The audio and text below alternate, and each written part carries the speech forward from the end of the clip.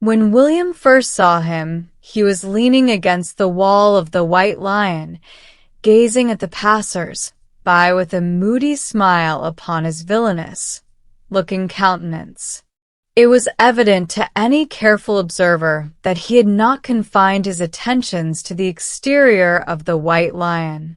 William, at whose heels trotted his beloved mongrel, rightly named Jumble, was passing him with a casual glance when something attracted his attention. He stopped and looked back, then, turning round, stood in front of the tall, untidy figure, gazing up at him with frank curiosity. "Who cut them off?" he said at last in an awed whisper. The figure raised his hands and stroked the long hair down the side of his face. "Now you are asking," he said with a grin. "Well, who did?" persisted William. "That would be telling," answered his new friend, moving unsteadily from one foot to the other. "See, you got them cut off in the war," said William firmly. "I didn't.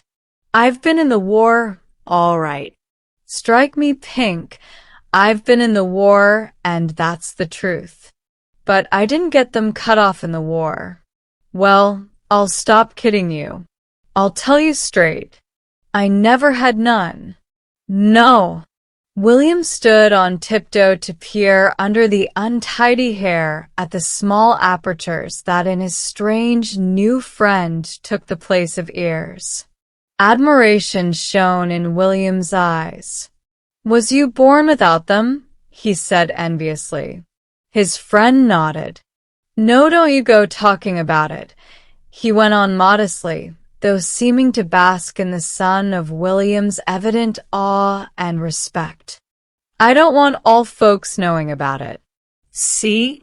It kind of marks a man, this here sort of thing. See? Makes him too easy to track, like. That's why I grow me hair long. See? Here, have a drink." He put his head inside the window of the White Lion and roared out, "Bottle of lemonade for the young gent." William followed him to a small table in the little sunny porch, and his heart swelled with pride as he sat and drank his beverage with a manly air. His friend, who said his name was Mr. Blank, showed a most flattering interest in him. He elicited from him the whereabouts of his house and the number of his family, a description of the door and window fastenings, of the dining room silver and his mother's jewelry.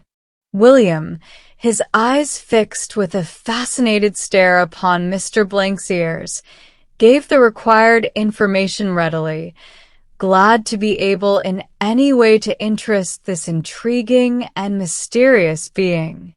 "Tell me about the war," said William at last. "It were all right while it lasted," said Mr. Blank with a sigh. "It were all right, but I suppose, like most things in this here world, it couldn't last forever. See." William set down the empty glass of lemonade and leant across the table, almost dizzy with the romance of the moment. Had Douglas, had Henry, had Ginger, had any of those boys who sat next him at school and joined in the feeble relaxations provided by the authorities out of school, ever done this, ever sat at a real table outside a real public house drinking lemonade and talking to a man with no ears who'd fought in the war and who looked as if he might have done anything? Jumble, meanwhile, sat and snapped at flies, frankly bored. "Did you," said William in a whisper, "did you ever kill anyone?" Mr. Blank laughed a laugh that made William's blood go cold. "Me kill anyone? Me kill anyone? Hundreds." William breathed a sigh of satisfaction. Here was romance and adventure indeed. "What do you do now the war's over?" Mr. Blank closed one eye. "That would be telling, wouldn't it?" I'll keep it awfully secret, pleaded William. I'll never tell anyone. Mr. Blank shook his head. What do you want to know for, anyway? He said. William answered eagerly, his eyes alight. 'Cause I'd like to do just the same when I grow up. Mr. Blank flung back his head and emitted laugh after laugh of unaffected mirth. Oh, hell, he said, wiping his eyes. Oh, strike me pink. That's good, that is. You wait, young gent. You wait till you've grown up and see what you possess to it. Oh, hell. He rose and pulled his cap down over his eyes. Well, I'll say good day to you, young gent. William looked at him wistfully. I'd like to see you again, Mr. Blank. I would, honest. Will you be here this afternoon? What'd you want to see me again for? Said Mr. Blank suspiciously. I like you, said William fervently. I like the way you talk, and I like the things you say, and I want to know about what you do. Mr. Blank was obviously flattered.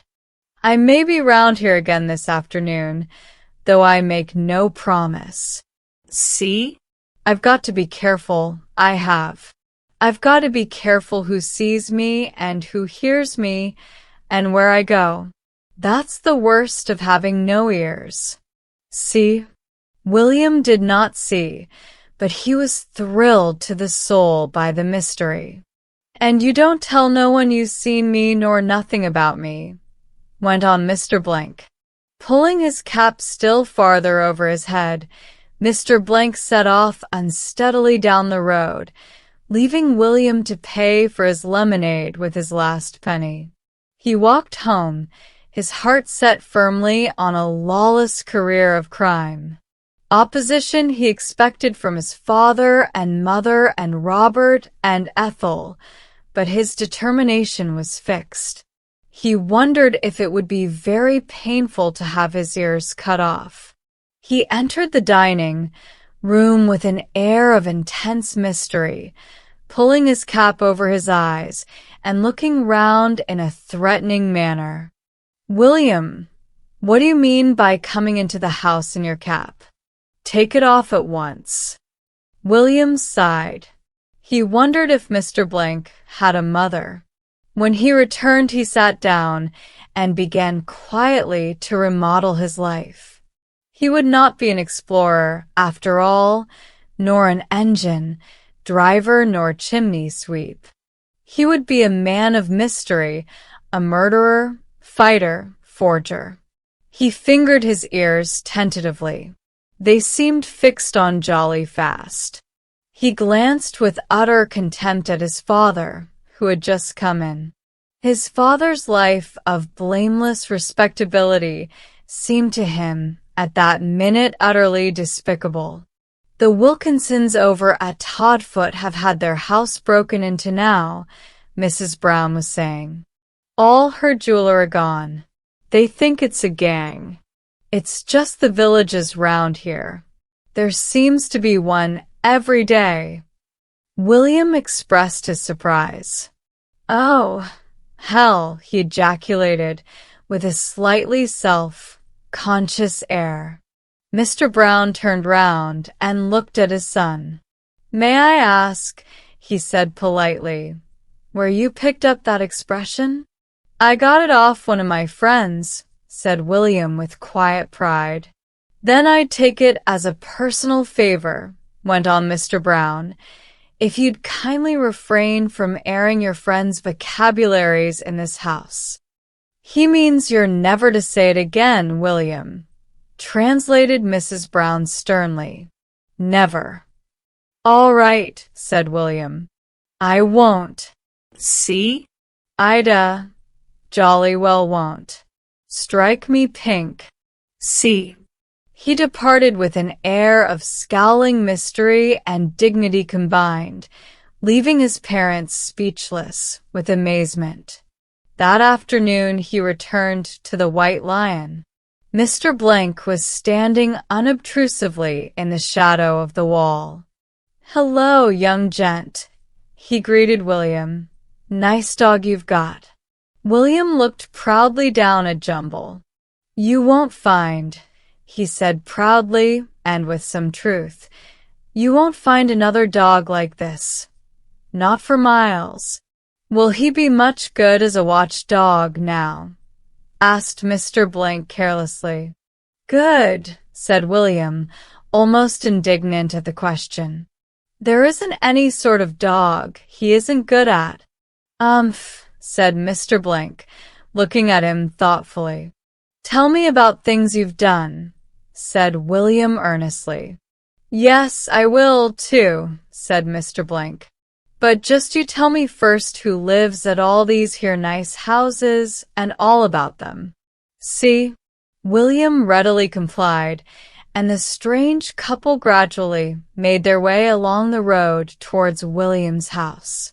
William stopped at the gate and considered deeply. He was torn between instincts of hospitality and a dim suspicion that his family would not afford to Mr. Blank that courtesy which is a guest's due. He looked at Mr. Blank's old green, black cap, long, untidy hair, dirty, lined, sly old face, muddy clothes and gaping boots, and decided quite finally that his mother would not allow him in her drawing room. "Will you," he said tentatively, "will you come round and see our back garden? If we go behind these old bushes and keep close along the wall, no one'll see us." To William's relief, Mr. Blank did not seem to resent the suggestion of secrecy. They crept along the wall in silence except for Jumble, who loudly worried Mr. Blank's trailing boot strings as he walked. They reached a part of the back garden that was not visible from the house, and sat down together under a shady tree. "Perhaps," began Mr. Blank politely, "you could bring a bit o' tea out to me on the quiet like." "I'll ask Mother," began William. "Oh, no," said Mr. Blank modestly. "I don't want to give no one no trouble. Just a slice o' bread, if you can find it, without troubling no one." See? William had a brilliant idea. "Let's go across to that window and get in," he said eagerly. "That's the library and no one uses it except Father, and he's not until later." Mr. Blank insisted on tying Jumble up, then he swung himself quickly through the window. William gave a gasp of admiration. "You did that fine," he said. Again Mr. Blank closed one eye. "Not the first time I've got in at a window, young gent, nor the last, I bet. Not by a long way." See? William followed more slowly. His eye gleamed with pride. This hero of romance and adventure was now his guest under his roof. "Make yourself quite at home, Mr. Blank," he said with an air of intense politeness. Mr. Blank did. He emptied Mr. Brown's cigar box into his pocket. He drank 3 glasses of Mr. Brown's whiskey and soda. While William's back was turned, he filled his pockets with the silver ornaments from the mantel piece. He began to inspect the drawers in Mr. Brown's desk. Then, "William, come to tea." "You stay here," whispered William. "I'll bring you some." But luck was against him.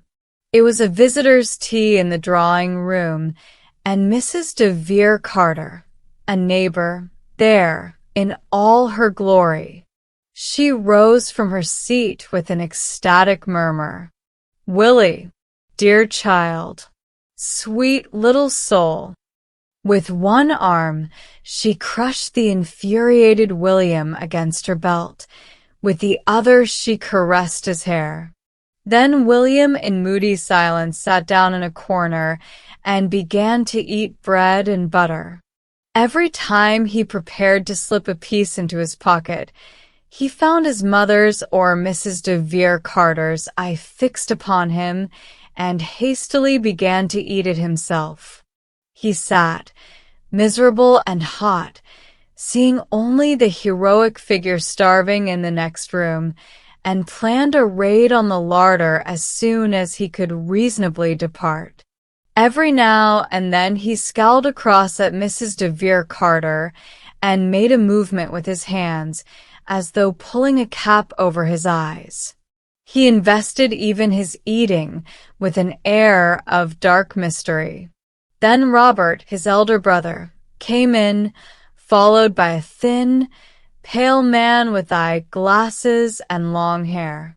"This is Mr. Lewis's mother," said Robert with an air of pride and triumph. "He's editor of Fiddle Strings." There was an immediate stir and sensation. Robert had often talked of his famous friend.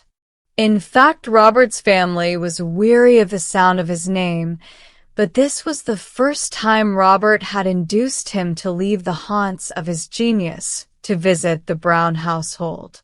Mr. Lewis bowed with a set, stern, self-conscious expression, as though to convey to all that his celebrity was more of a weight than a pleasure to him. Mrs. de Vere Carter bridled and fluttered, for Fiddle Strings had a society column and a page of news of the town, and Mrs. de Vere Carter's greatest ambition was to see her name in print.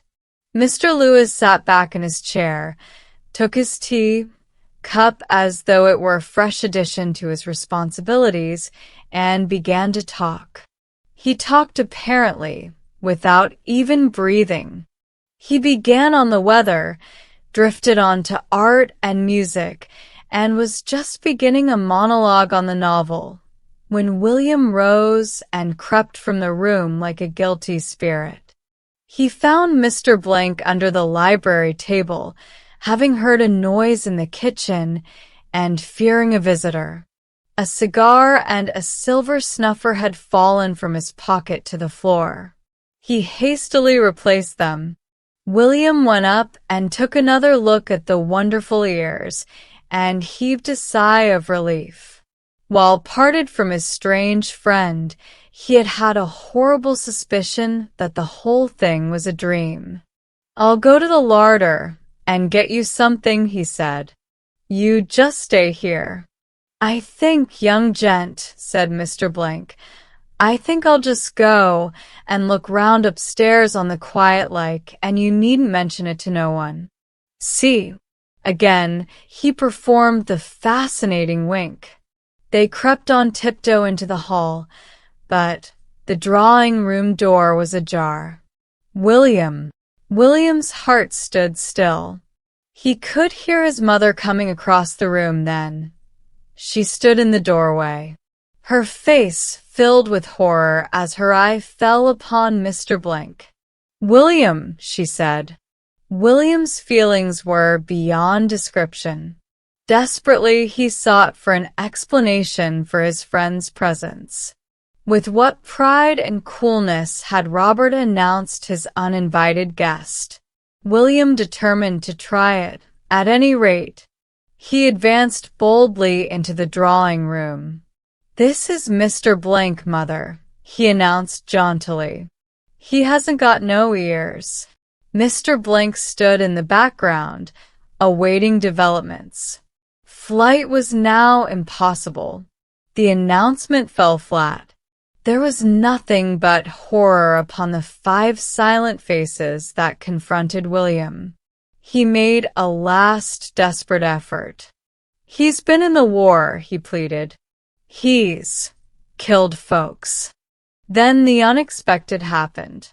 Mrs. de Vere Carter rose with a smile of welcome. In her mind's eye she saw the touching story already in print. The tattered hero, the gracious lady, the age of democracy. The stage was laid, and that dark, pale young man had only to watch and listen. "Ah, one of our dear heroes. My poor, brave man." A cup of tea, my dear, turning to William's thunderstruck mother. And he may sit down, may he not? She kept her face well turned towards the sardonic, looking Mr. Lewis. He must not miss a word or gesture. How proud we are to do anything for our dear heroes. Wounded, perhaps? Ah, poor man. She floated across to him with a cup of tea and plied him with bread and butter and cake. William sat down meekly on a chair, looking rather pale. Mr. Blank, whose philosophy was to take the goods the gods gave and not look to the future, began to make a hearty meal. "Are you looking for work, my poor man?" asked Mrs. de Vere Carter, leaning forward in her chair. Her poor man replied with simple, manly directness that he was damned if he was. See? Mr. Lewis began to discuss the drama with Robert. Mrs. de Vere Carter raised her voice. "How you must have suffered. Yes, there is suffering ingrained in your face. A piece of shrapnel? 10 inches square? Right in at one hip and out at the other? Oh, my poor man! How I feel for you! How all class distinctions vanish at such a time! How—" She stopped while Mr. Blank drank his tea. In fact, all conversation ceased while Mr. Blank drank his tea, just as conversation on a station ceases while a train passes through. Mrs. Brown looked helplessly around her. When Mr. Blank had eaten a plate of sandwiches, a plate of bread and butter, and half a cake, he rose slowly, keeping one hand over the pocket in which reposed the silver ornaments. "Well, ma'am," he said, touching his cap. "Thank you kindly. I've had a fine tea. I have. A damn fine tea. And I'll not forget you kindness to a poor old soldier." Here he winked brazenly at William. "And good day to you all." Mrs. de Vere Carter floated out to the front door with him, and William followed as in a dream. Mrs. Brown found her voice. "We'd better have the chair disinfected," she murmured to Ethel. Then Mrs. de Vere Carter returned smiling to herself and eyeing the young editor thoughtfully. "I witnessed a pretty scene the other day in a suburban drawing room. It might begin like that." William followed the amazing figure round the house again to the library window. Here turned to him with a friendly grin. "I'm just going to have that look round upstairs now. See," he said. "And once more, you don't need to say nothing to no one. See." With a familiar, beloved gesture, he drew his old cap down over his eyes and was gone. William wandered upstairs a few minutes later to find his visitor standing at the landing window, his pockets bulging. "I'm going to try this here window, young gent," he said in a quick, business-like voice. "I see Pa coming in at the front gate. Give me a shove. Quick, now." Mr. Brown entered the drawing room. "Mulroyd's had his house burgled now," he said. "Every bit of his wife's jewelry gone. They've got some clues, though. It's a gang all right, and one of them is a chap without ears. Grows his hair long to hide it. But it's a clue. The police are hunting for him." He looked in amazement at the horror-stricken faces before him. Mrs. Brown sat down weakly. "Ethel, my smelling salts. They're on the mantelpiece." Robert grew pale. "Good Lord, my silver cricket cup," he gasped, racing upstairs.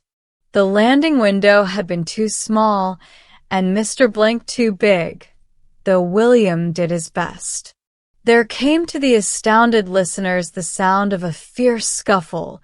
Then Robert descended, his hair rumpled and his tie awry, holding William by the arm. William looked pale and apprehensive. "He was there," panted Robert, "just getting out of the window. He chucked the things out of his pockets and got away. I couldn't stop him. And William was there." William's face assumed the expression of one who is prepared for the worst. The brave little chap, struggling with him, trying to pull him back from the window, all by himself. "I wasn't," cried William excitedly. "I was helping him. He's my friend. But they heard not a word. They crowded round him, praised him, shook hands with him, asked if he was hurt. Mrs. de Vere Carter kept up one perpetual scream of delight and congratulation. The dear boy, the little pet, how brave, what courage, what an example to us all. And the horrid, wretched man, posing as a hero, getting himself into the sweet child's confidence. Are you hurt, my precious? Did the nasty man hurt you? You darling boy." When the noise had somewhat subsided, Mr. Brown came forward and laid a hand on William's shoulder. "I'm very pleased with you, my boy," he said.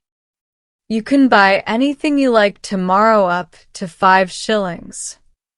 William's bewildered countenance cleared. "Thank you, father," he said meekly. "A night," said Miss Drew, who was struggling to inspire her class with enthusiasm for Tennyson's Idylls of the King. "A knight was a person who spent his time going round succoring the oppressed." "Sucking what?" said William, bewildered. "Succor means to help. He spent his time helping anyone who was in trouble." "How much did he get for it?" asked William. "Nothing, of course," said Miss Drew, appalled by the base commercialism of the 20th century.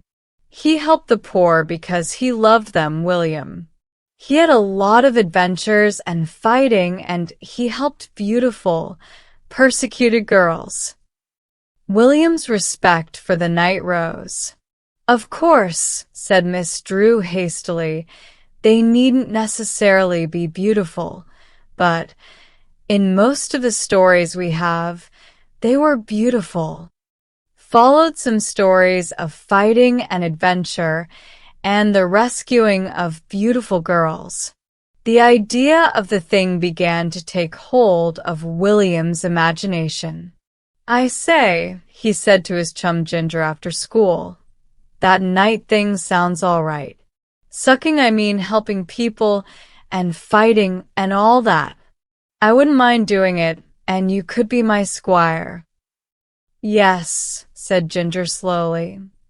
"I'd thought of doing it, but I'd thought of you being the squire." "Well," said William after a pause, "let's be squires in turn. You first," he added hastily. "What'll you give me if I'm first?" said Ginger, displaying again the base commercialism of his age. William considered. "I'll give you first drink out of a bottle of ginger ale, what I'm going to get with my next money. It'll be 3 weeks off, 'cause they're taking the next 2 weeks to pay for an old window what my ball slipped into by mistake." He spoke with the bitterness that always characterized his statements of the injustice of the grown-up world. "All right," said Ginger. "I won't forget about the drink of ginger ale." "No, you won't," said Ginger simply. "I'll remind you all right. Well, let's set off." "Course," said William. "It would be nicer with armor and horses and trumpets, but I expect folks would think anyone a bit soft what went about in the streets in armor now, 'cause these times is different."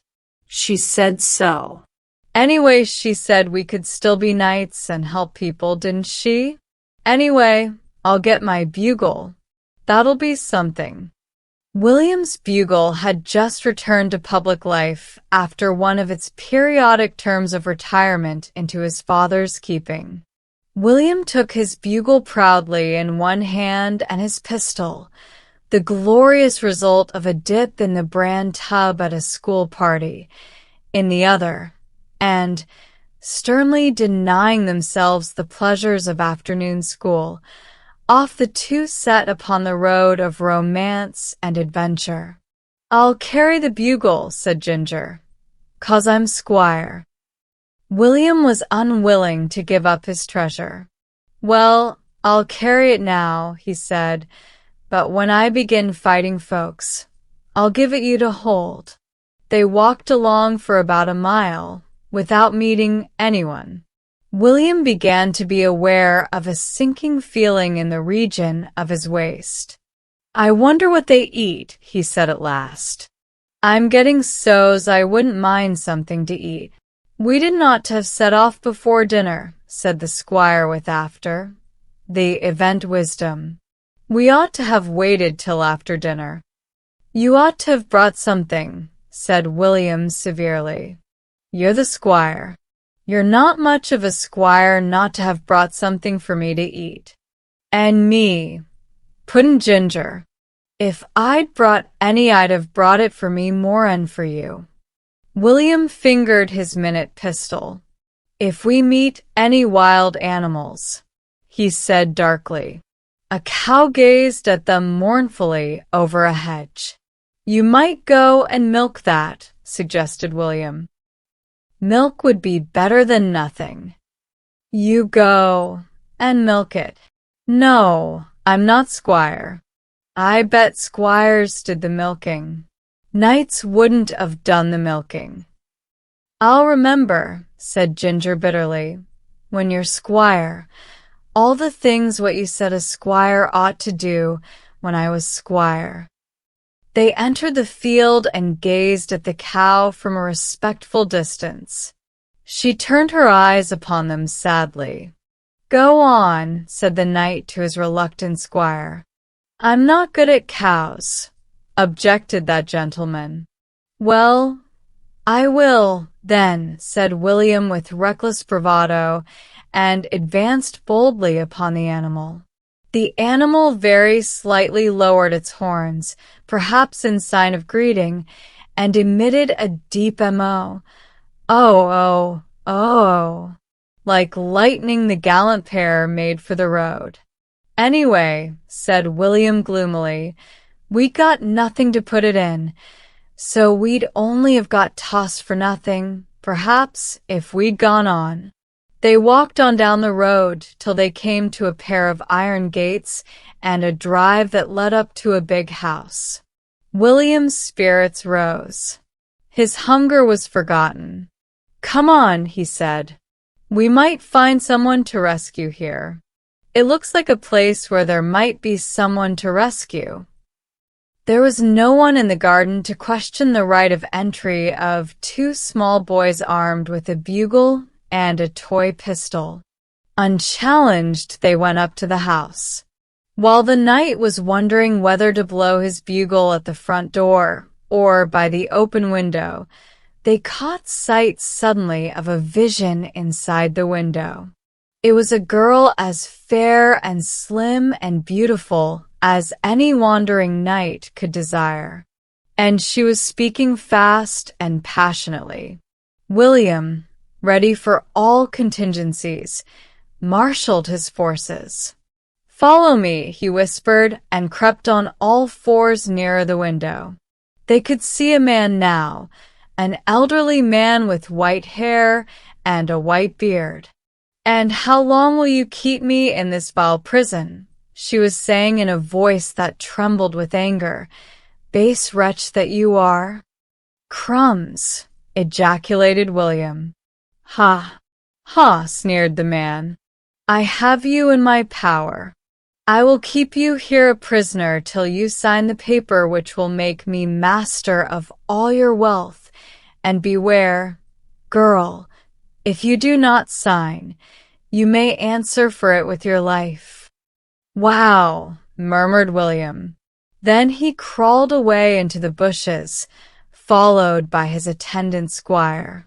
"Well," said William, his face purple with excitement, "we've found someone to rescue, all right. He's a base wretch," what she said, all right. "Will you kill him?" said the odd squire. "How big was he?" "Could you see?" said William the discreet. "He was ever so big. Great big face he had, too, with a beard." "Then I won't try killing him. Not straight off. I'll think of some plan, something cunning." He sat with his chin on his hands, gazing into space, till they were surprised by the opening of the front door and the appearance of a tall, thick-set, elderly man. William quivered with excitement. The man went along a path through the bushes. William and Ginger followed on all fours with elaborate caution. At every almost inaudible sound from Ginger, William turned his red, frowning face onto him with a resounding sh. The path ended at a small shed with a locked door. The man opened the door. The key stood in the lock, and entered. Promptly William, with a snarl expressive of cunning and triumph, hurled himself at the door and turned the key in the lock. Here came an angry shout from inside. "Who's that? What the devil?" "You low old devil," said William through the keyhole. "Who?" exploded the voice. "You base wretch, like what she said you was," bawled William, his mouth still applied closely to the keyhole. "Let me out at once, or I'll—" "You mean old oppressor? Who are you? What's this stupid trick? Let me out. Do you hear?" A resounding kick shook the door. "I've got a pistol," said William sternly. "I'll shoot you dead if you kick the door down, you dirty old beast." The sound of kicking ceased, and a scrambling and scraping, accompanied by oaths, proceeded from the interior. "I'll stay on guard," said William with the tense expression of the soldier at his post, "and you go and set her free. Go and blow the bugle at the front door, then they'll know something's happened," he added simply. Miss Priscilla Green was pouring out tea in the drawing room. 2 young men and a maiden were the recipients of her hospitality. "Dad will be here in a minute," she said. "He's just gone to the dark room to see to some photos he'd left in toning or fixing or something. We'll get on with the rehearsal as soon as he comes. We just rehearsed the scene he and I have together, so we're ready for the ones where we all come in." "How did it go off?" "Oh, quite well. We knew our parts, anyway. I think the village will enjoy it. Anyway, it's never very critical, is it? And it loves a melodrama." "Yes. I wonder if Father knows you're here. He said he'd come straight back. Perhaps I'd better go and find him." "Oh, let me go, Miss Green," said one of the youths ardently. "Well, I don't know whether you'd find the place. It's a shed in the garden that he uses. We use half as a dark room and half as a coal cellar. I'll go." He stopped. A nightmare sound, as discordant as it was ear-splitting, filled the room. Miss Green sank back into her chair, suddenly white.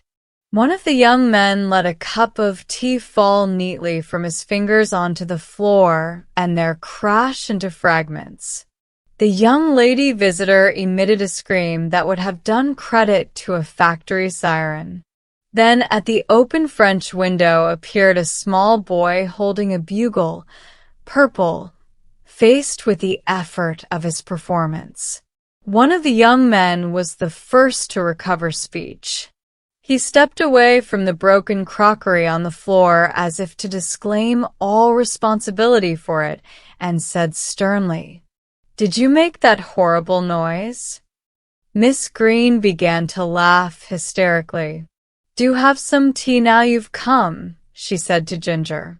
Ginger remembered the pangs of hunger, of which excitement had momentarily rendered him oblivious, and, deciding that there was no time like the present, took a cake from the stand and began to consume it in silence. "You'd better be careful," said the young lady to her hostess. "He might have escaped from the asylum. He looks mad. He had a very mad look, I thought, when he was standing at the window. He's evidently hungry anyway. I cannot think why father doesn't come." Here Ginger, fortified by a walnut bun, remembered his mission. "It's all right now," he said. "You can go home." He shut up. Me and William shut him up. "You see," said the young lady with a meaning glance around. "I said he was from the asylum. He looked mad. We'd better humor him and ring up the asylum. Have another cake, darling boy," she said in a tone of honeyed sweetness. Very willing, Ginger selected an ornate pyramid of icing. At this point there came a bellowing and crashing and tramping outside, and Miss Priscilla's father, roaring fury and threats of vengeance, hurled himself into the room. Miss Priscilla's father had made his escape by a small window at the other end of the shed. To do this, he had had to climb over the coals in the dark. His face and hands and clothes and once white beard were covered with coal. His eyes gleamed whitely.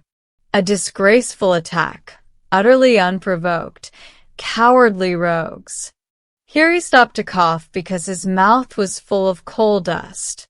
While he was coughing, William, who had just discovered that his bird had flown, appeared at the window. "He's got out," he said reproachfully. "Look at him. He's got out. And all our trouble for nothing. Why didn't someone stop him getting out?" William and Ginger sat on the railing that separated their houses. "It's not really much fun being a knight," said William slowly. "No," agreed Ginger. "You never know when folks is oppressed. And anyway, what's one afternoon away from school to make such a fuss about? Seems to me, from what father said," went on William gloomily, "you'll have to wait a jolly long time for that drink of ginger ale." An expression of dejection came over Ginger's face. "And you wasn't even ever squire," he said. Then he brightened. "They were jolly good cakes, wasn't they?" he said. William's lips curved into a smile of blissful reminiscence. "Jolly good," he agreed. Uncle George was William's godfather, and he was intensely interested in William's upbringing. It was an interest with which William would gladly have dispensed. Uncle George's annual visit was to William a purgatory only to be endured by a resolutely philosophic attitude of mind and the knowledge that sooner or later it must come to an end. Uncle George had an ideal of what a boy should be, and it was a continual grief to him that William fell so short of this ideal. But he never relinquished his efforts to make William conform to it. His ideal was a gentle boy of exquisite courtesy and of intellectual pursuits. Such a boy he could have loved. It was hard that fate had endowed him with a godson like William. William was neither quiet nor gentle, nor courteous nor intellectual, but William was intensely human. The length of Uncle George's visit this year was beginning to reach the limits of William's patience. He was beginning to feel that sooner or later something must happen. For 5 weeks now he had, reluctantly, accompanied Uncle George upon his morning walk. He had, generally unsuccessfully, tried to maintain that state of absolute quiet that Uncle George's afternoon rest required. He had in the evening listened wearily to Uncle George's stories of his youth. His usual feeling of mild contempt for Uncle George was beginning to give way to one which was much stronger. "Now, William," said Uncle George at breakfast, "I'm afraid it's going to rain today, so we'll do a little work together this morning, shall we?" "Nothing like work, is there? Your arithmetic's a bit shaky, isn't it? We'll rub that up. We love our work, don't we?" William eyed him coldly. "I don't think I'd better get muddling up my school work," he said. "I shouldn't like to be more on than the other boys next term. It wouldn't be fair to them." Uncle George rubbed his hands. "That feeling does you credit, my boy," he said. "But if we go over some of the old work, no harm can be done. History now. There's nothing like history, is there?" William agreed quite heartily that there wasn't. "We'll do some history then," said Uncle George briskly. "The lives of the great. Most inspiring.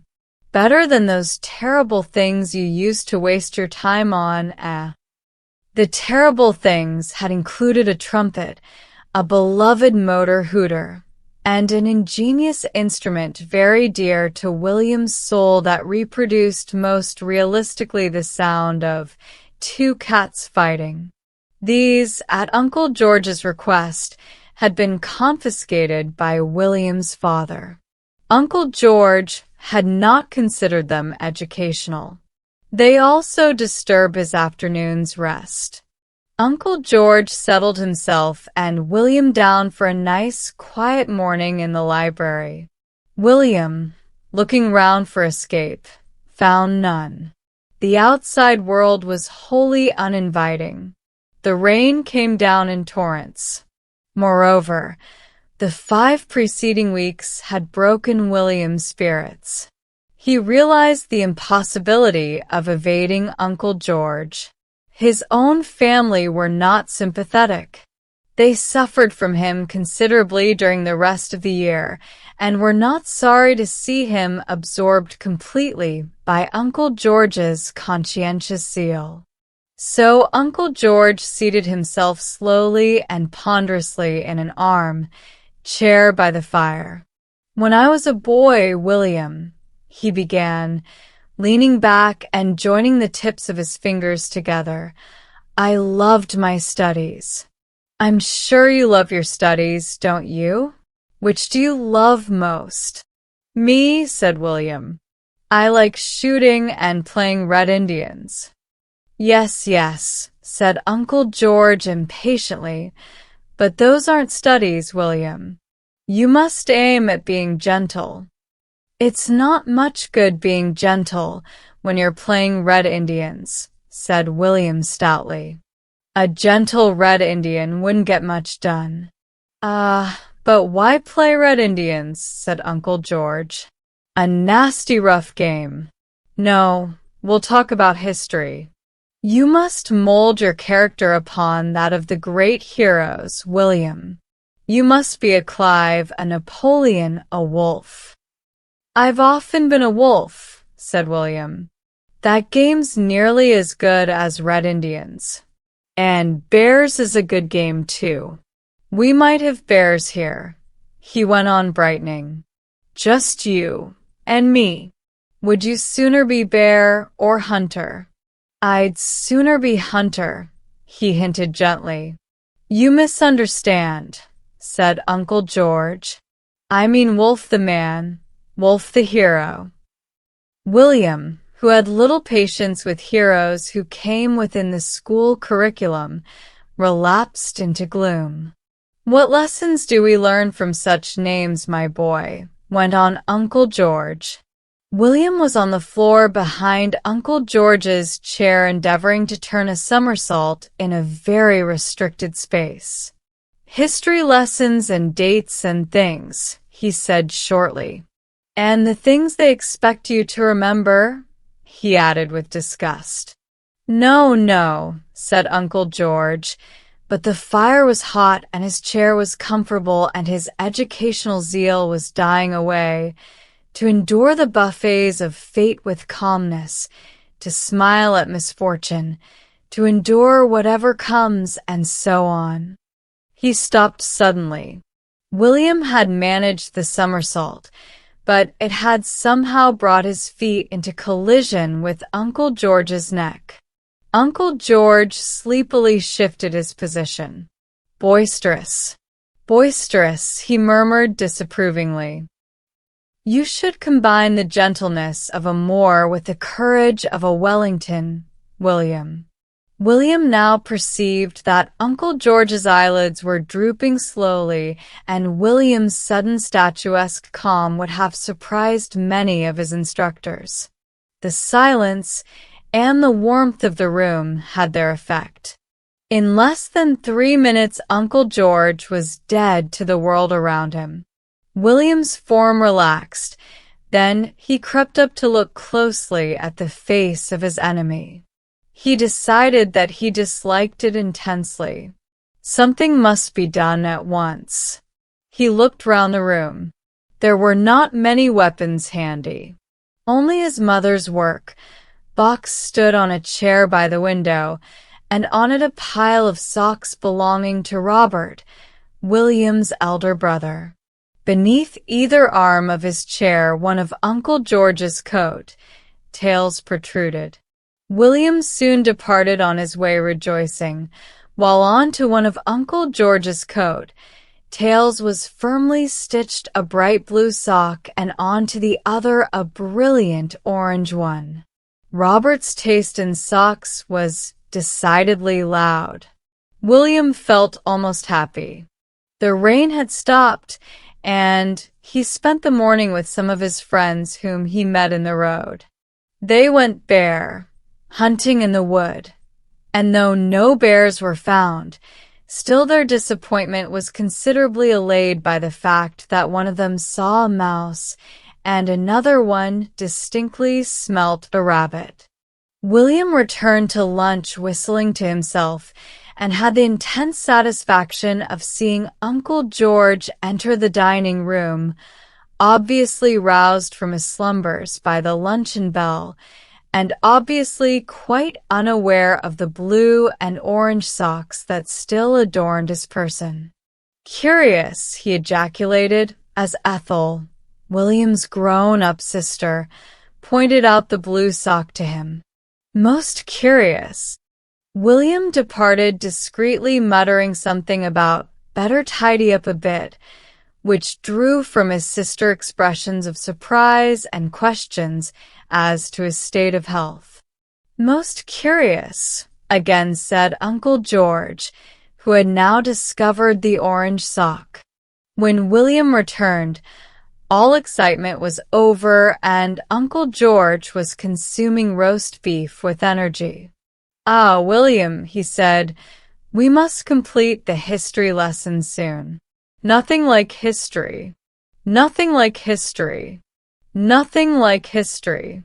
Teaches us to endure the buffets of fate with calm and to smile at misfortune. Then we must do some geography." William groaned. "Most fascinating study. Rivers, mountains, cities, etc. Most improving.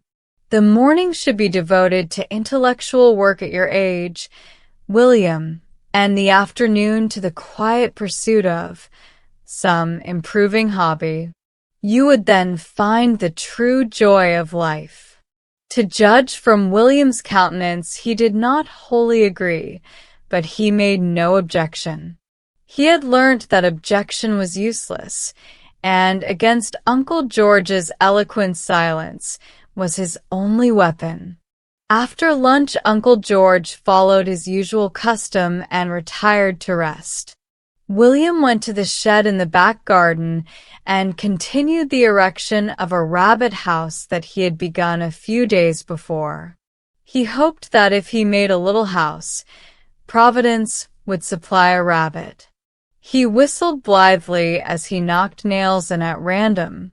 "William, you mustn't do that now."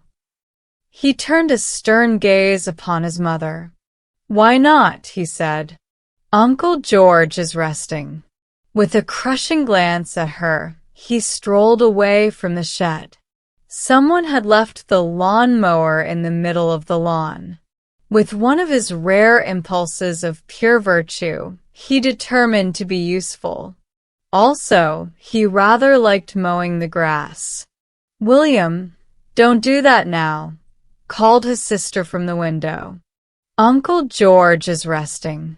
He deliberately drove the mowing machine into the middle of a garden bed and left it there. He was beginning to feel desperate.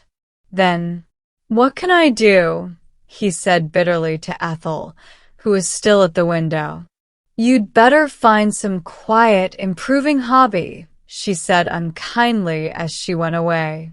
It is a proof of the utterly broken state of William's spirit that he did actually begin to think of hobbies, but none of those that occurred to him interested him. Stamp collecting, pressed flowers, crest collecting. Ugh. He set off down the road, his hands in his pockets and his brows drawn into a stern frown.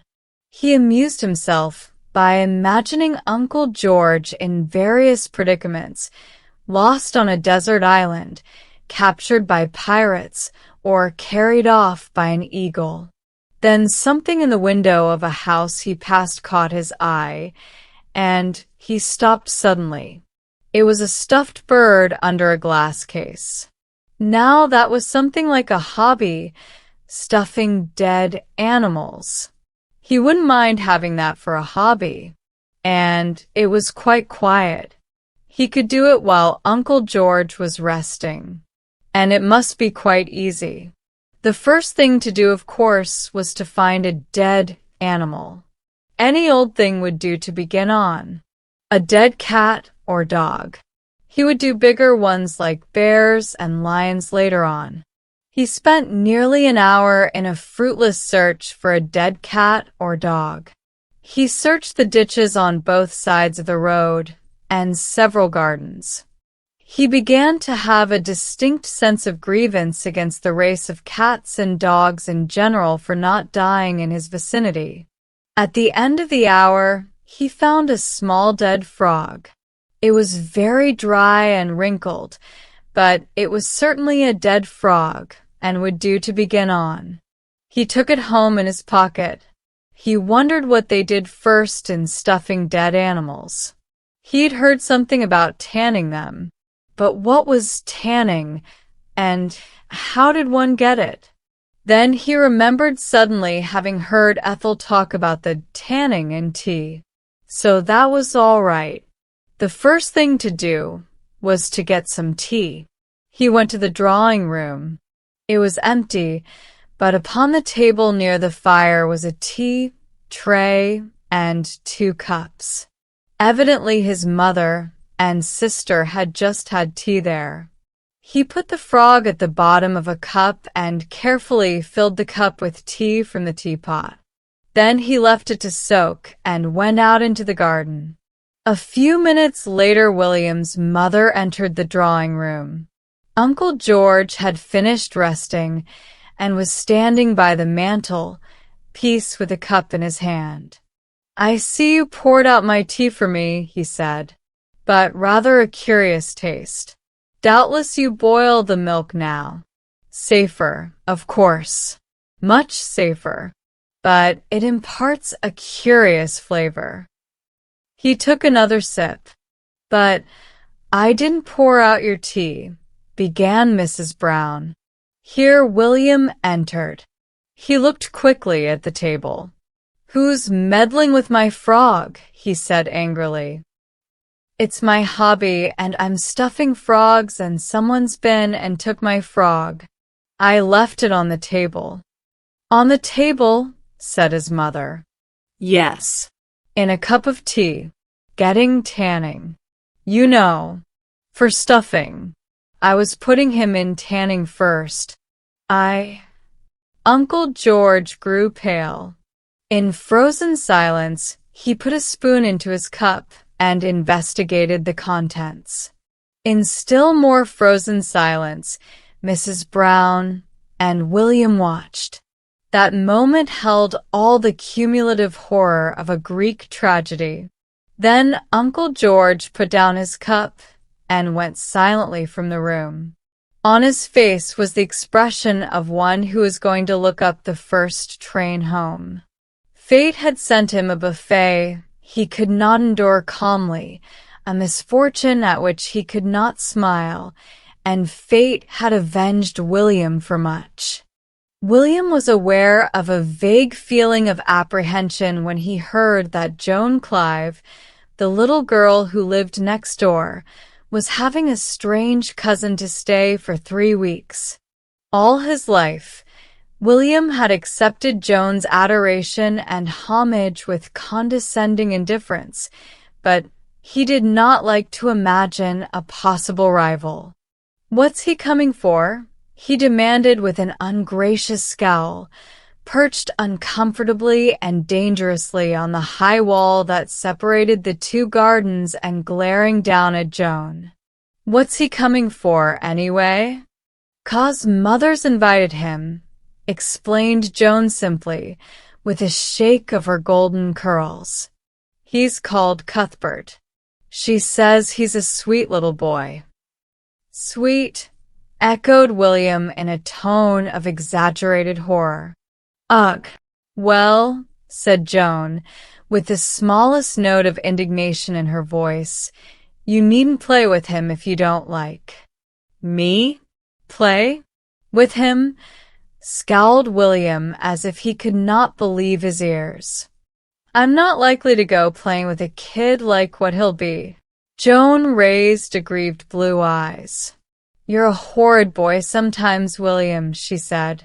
"Anyway, I shall have him to play with soon."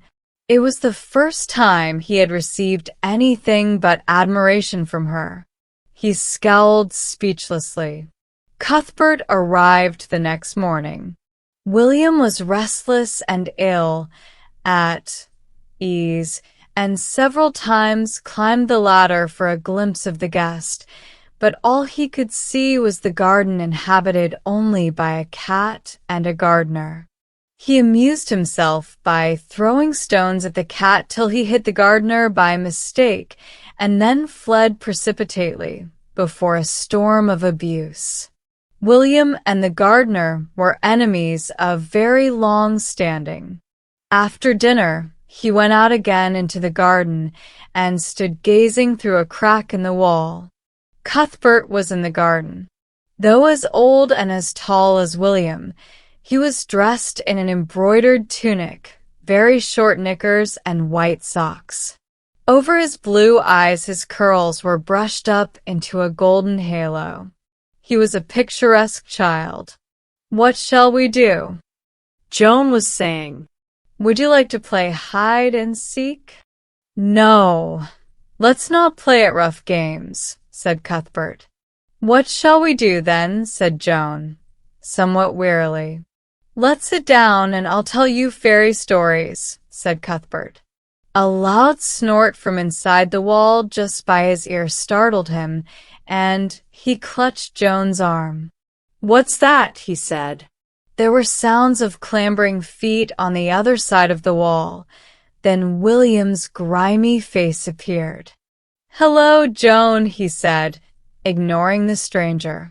Joan's eyes brightened. "Come and play with us, William," she begged. "We don't want dirty little boys," murmured Cuthbert fastidiously. William could not, with justice, have objected to the epithet.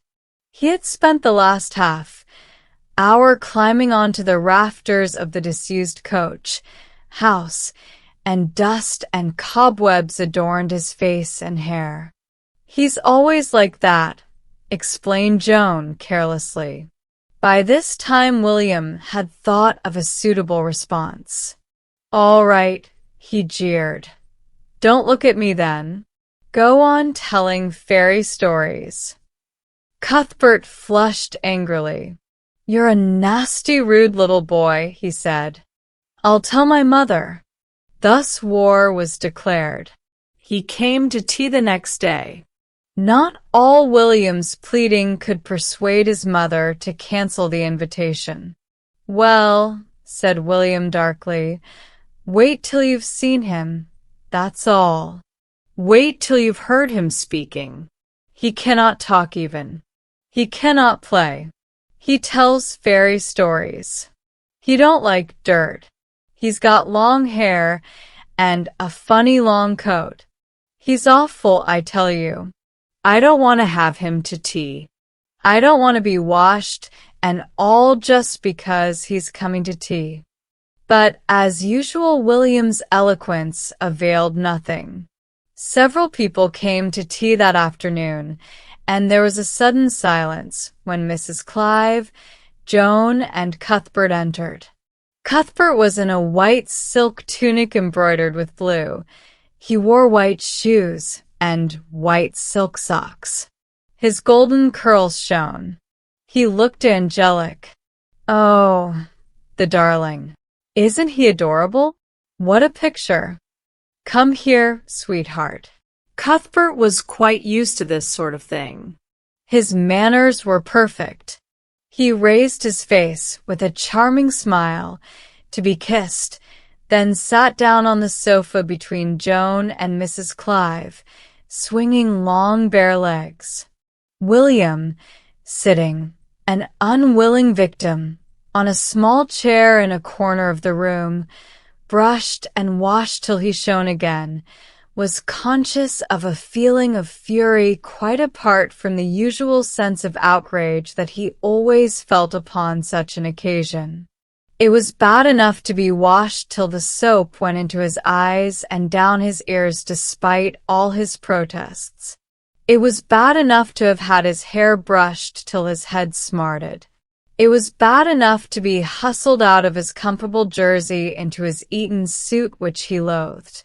But to see Joan, his Joan, sitting next the strange, dressed-up boy, smiling and talking to him, that was almost more than he could bear with calmness. Previously, as has been said, he had received Joan's adoration with coldness, but previously there had been no rival. "William," said his mother, "take Joan and Cuthbert and show them your engine and books and things.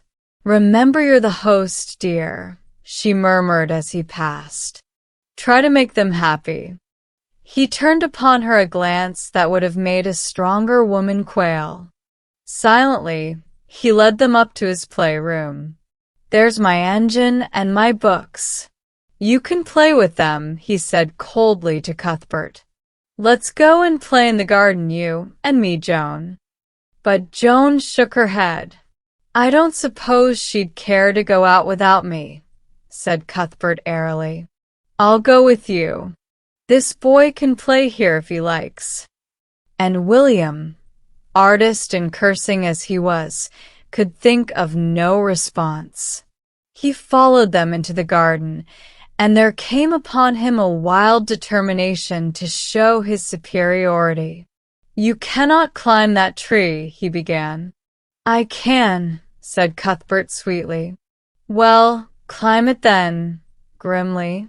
"No, I don't want to get my things all messed." "I can climb it, but you cannot." "He cannot climb it, Joan. He's trying to pretend. He can climb it when he cannot." "He knows I can climb it, but I don't want to get my things messed." Joan smiled admiringly at Cuthbert. "I'll show you," said William desperately. "I'll just show you." He showed them. He climbed to the tree, top swayed with his weight, then descended, hot and triumphant. The tree was covered with green lichen, a great part of which had deposited itself upon William's suit. His efforts also had twisted his collar round till its stud was beneath his ear. His heated face beamed with pride. For a moment Cuthbert was speechless. Then he said scornfully, "Don't he look a fright, Joan?" Joan giggled. But William was wholly engrossed in his self-imposed task of showing them.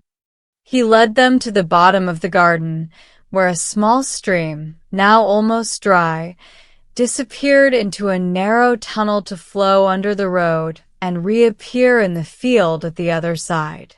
"You cannot crawl through that," challenged William. "You cannot do it. I've done it often. I bet you cannot. I bet you cannot get halfway." "Well, do it then," jeered Cuthbert.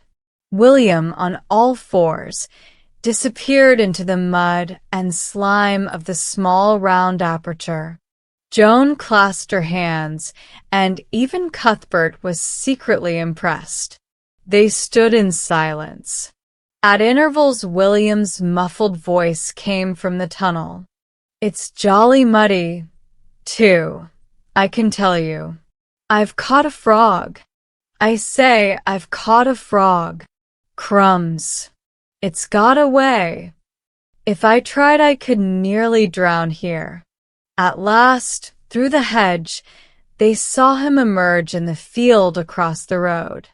He swaggered across to them, glowing with his own heroism. As he entered the gate, he was rewarded by the old light of adoration in Joan's blue eyes, but on full sight of him it quickly turned to consternation. His appearance was beyond description. There was a malicious smile on Cuthbert's face. "Do something else," he urged him. "Go on, do something else." "Oh, William," said Joan anxiously, "you'd better not." But the gods had sent madness to William. He was drunk with the sense of his own prowess. He was regardless of consequences. He pointed to a little window high up in the coal house. "I can climb up that and slide down the coal inside. That's what I can do. There's nothing I cannot do. "All right," urged Cuthbert. "If you can do that, do it, and I'll believe you can do anything." For Cuthbert, with unholy glee, foresaw William's undoing. "Oh, William," pleaded Joan, "I know you're brave, but don't." But William was already doing it. They saw his disappearance into the little window. They heard plainly his descent down the coal heap inside, and in less than a minute he appeared in the doorway. He was almost unrecognizable. Coal. Dust adhered freely to the moist consistency of the mud and lichen already clinging to his suit, as well as to his hair and face. His collar had been almost torn away from its stud. William himself was smiling proudly, utterly unconscious of his appearance. Joan was plainly wavering between horror and admiration. Then the moment for which Cuthbert had longed arrived. "Children, come in now." Cuthbert, clean and dainty, entered the drawing room first and pointed an accusing finger at the strange figure which followed. "He's been climbing trees and crawling in the mud and rolling down the coals. He's a nasty rough boy." A wild babble arose as William entered. "William, you dreadful boy. Joan, come right away from him. Come over here. What will your father say? William, my carpet." For the greater part of the stream's bed still clung to William's boots. Doggedly, William defended himself. I was showing them how to do things. I was being a host. I was trying to make them happy. William, don't stand there talking. Go straight upstairs to the bathroom. It was the end of the first battle, and undoubtedly William had lost. Yet William had caught sight of the smile on Cuthbert's face, and William had decided that that smile was something to be avenged. But fate did not favor him. Indeed, fate seemed to do the reverse. The idea of a children's play did not emanate from William's mother or Joan's. They were both free from guilt in that respect. It emanated from Mrs. de Vere Carter. Mrs. de Vere Carter was a neighbor with a genius for organization. There were few things she did not organize till their every other aspect or aim was lost but that of organization. She also had what amounted practically to a disease for getting up things. She got up plays and bazaars and pageants and concerts. There were, in fact, few things she did not get up. It was the sight of Joan and Cuthbert walking together down the road, the sun shining on their golden curls, that had inspired her with the idea of getting up a children's play. And Joan must be the princess and little Cuthbert the prince. Mrs. de Vere Carter was to write the play herself. At first she decided on Cinderella. Unfortunately, there was a dearth of little girls in the neighborhood, and therefore it was decided at a meeting composed of Mrs. de Vere Carter, Mrs. Clive, Mrs. Brown, William's mother, and Ethel, William's sister, that William could easily be dressed up to represent one of the ugly sisters. It was, however, decided at a later meeting, consisting of William and his mother and sister, that William could not take the part. It was William who came to this decision. He was adamant against both threats and pleas. Without cherishing any delusions about his personal appearance, he firmly declined to play the part of the ugly sister. They took the news with deep apologies to Mrs. de Vere Carter, who was already in the middle of the first act. Her already low opinion of William sank to zero. Their next choice was Little Red Riding Hood, and William was lured, by glowing pictures of a realistic costume, into consenting to take the part of the wolf. Every day, he had to be dragged by some elder and responsible member of his family to a rehearsal. His hatred of Cuthbert was only equaled by his hatred of Mrs. de Vere Carter. "He acts so unnaturally," moaned Mrs. de Vere Carter.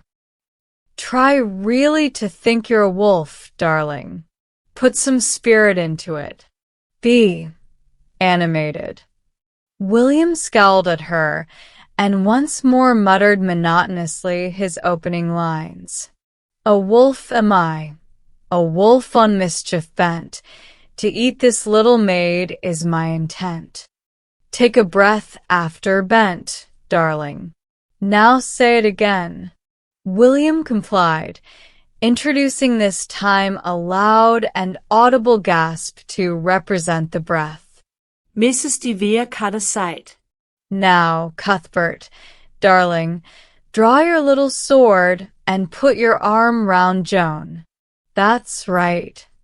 Cuthbert obeyed, and his clear voice rose in a high chanting voice. "Go. You wicked wolf, away. This gentle maid shall never be your prey." "That's beautiful, darling. Now, William, slink away. Slink away, darling. Don't stand staring at Cuthbert like that. Slink away." "I'll show you." "Watch me slink away." Mrs. de Vere Carter slunk away realistically, and the sight of it brought momentary delight to William's weary soul. Otherwise, the rehearsals were not far removed from torture to him.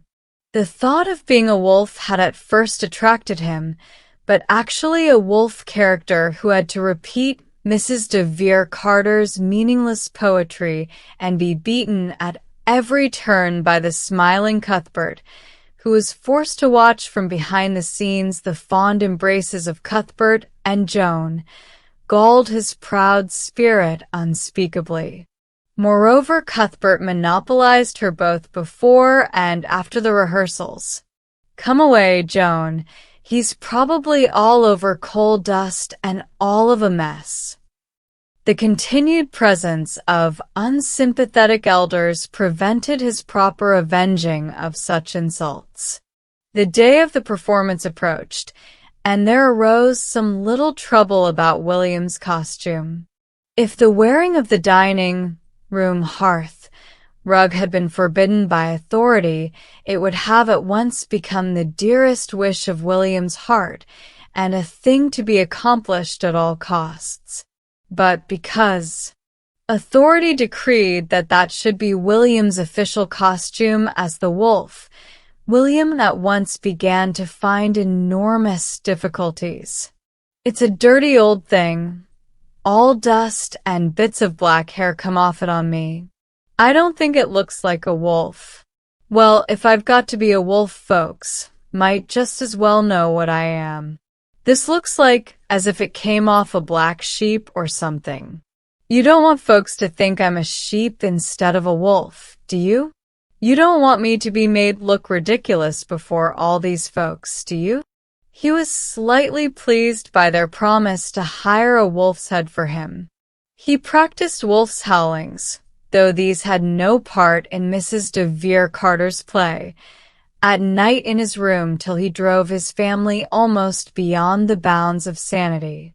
Mrs. de Vere Carter had hired the village hall for the performance, and the proceeds were to go to a local charity. On the night of the play, the hall was packed, and Mrs. de Vere Carter was in a flutter of excitement and importance. "Yes, the dear children are splendid, and they look beautiful. We've all worked so hard. Yes, entirely my own composition. I only hope that William Brown won't murder my poetry as he does at rehearsals." The curtain went up. The scene was a wood, as was evident from a few small branches of trees placed here and there at intervals on the stage. Joan, in a white dress and red cloak, entered and began to speak, quickly and breathlessly, stressing every word with impartial regularity. "A little maid am I, Red Riding Hood. My journey lies along this dark, thick wood. Within my basket is a little jar of jam, a present for my grandmamma." Then Cuthbert entered, a prince in white satin with a blue sash. There was a rapt murmur of admiration in the audience as he made his appearance. William waited impatiently and uneasily behind the scenes. His wolf's head was very hot. One of the eye holes was beyond his range of vision.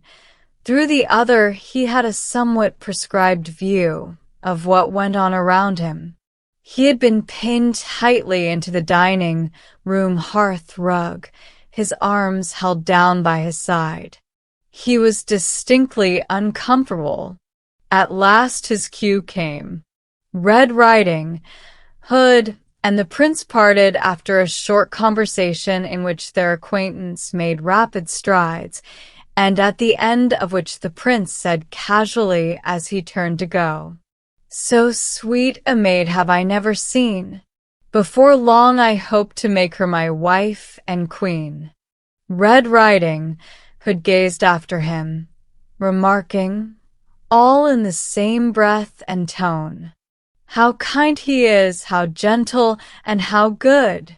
But see what evil beast comes through the wood." Here William entered amid wild applause.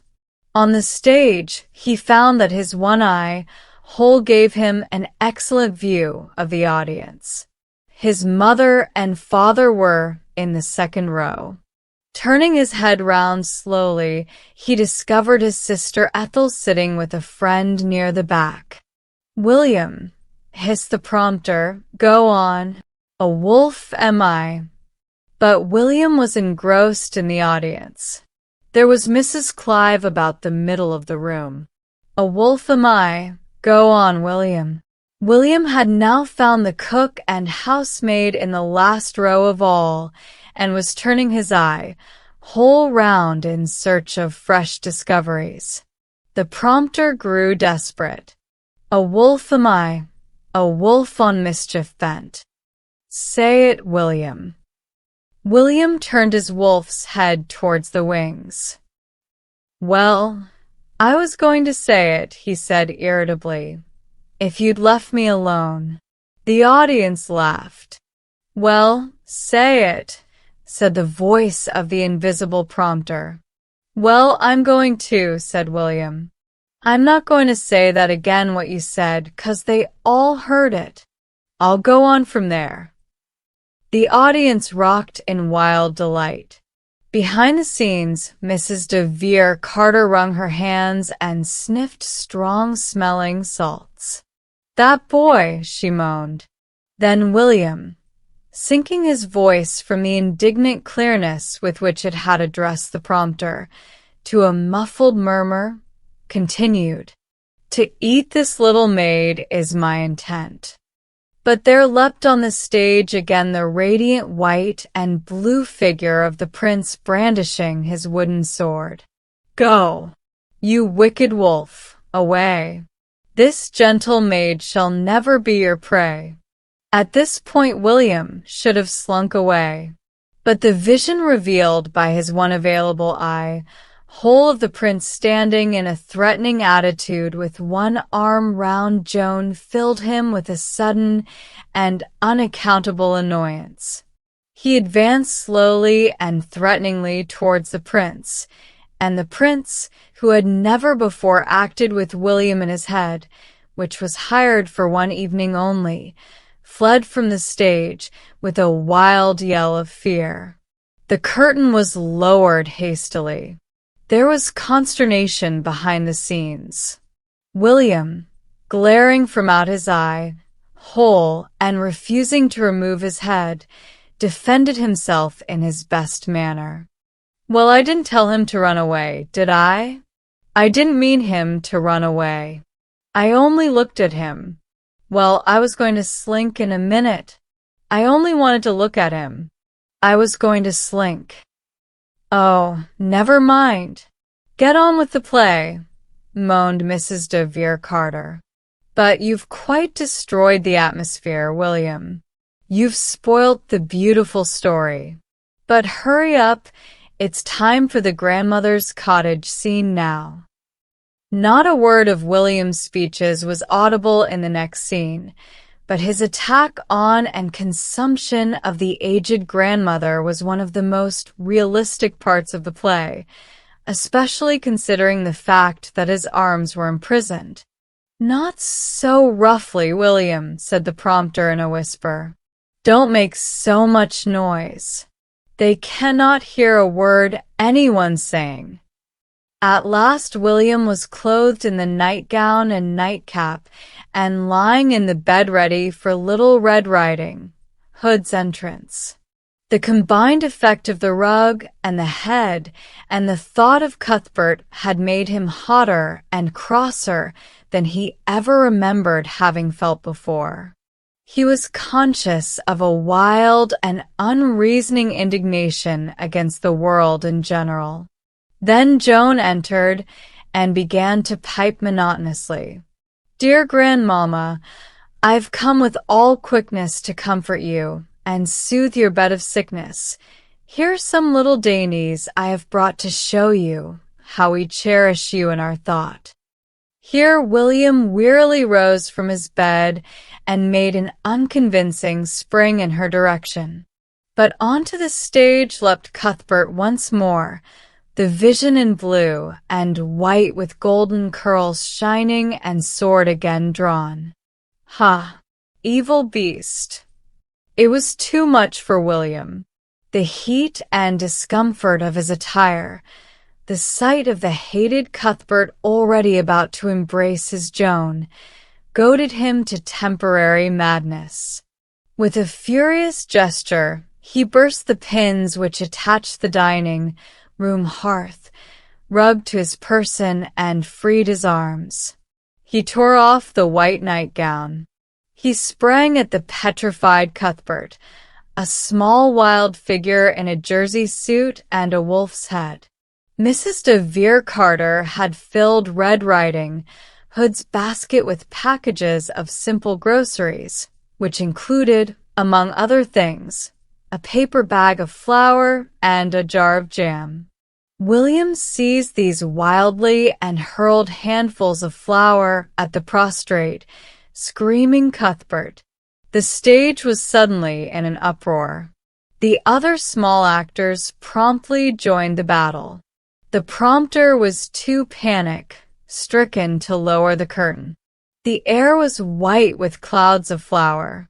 The victim scrambled to his feet and fled, a ghost-like figure, round the table. "Take him off me," he yelled. "Take him off me. Take William off me." His wailing was deafening. The next second he was on the floor, with William on top of him. William now varied the proceedings by emptying the jar of jam onto Cuthbert's face and hair. They were separated at last by the prompter and stage manager, while the audience rose and cheered hysterically. But louder than the cheering rose the sound of Cuthbert's lamentation. "He's a nasty, rough boy. He pushed me down. He's messed my nice clothes." Mrs. de Vere Carter was speechless. "That boy, that boy, that boy," was all she could say. William was hurried away by his family before she could regain speech. "You've disgraced us publicly," said Mrs. Brown plaintively. "I thought you must have gone mad. People will never forget it. I might have known." When pressed for an explanation, William would only say, "Well, I felt hot. I felt awful hot, and I didn't like Cuthbert." He appeared to think this sufficient explanation, though he was fully prepared for the want of sympathy displayed by his family. "Well," he said firmly, "I'd just like to see you do it. I'd just like to see you be in the head and that old rug and have to say stupid things and see folks you don't like, and I bet you do something." But he felt that public feeling was against him and relapsed sadly into silence. From the darkness in front of them came the sound of Cuthbert's wailing as Mrs. Clive led her 2 charges home. "Poor little Cuthbert," said Mrs. Brown. "If I were Joan, I don't think I'd ever speak to you again." "Huh," ejaculated William scornfully. But at William's gate a small figure slipped out from the darkness, and 2 little arms crept round William's neck. "Oh, William," she whispered, "he's going tomorrow, and I am glad.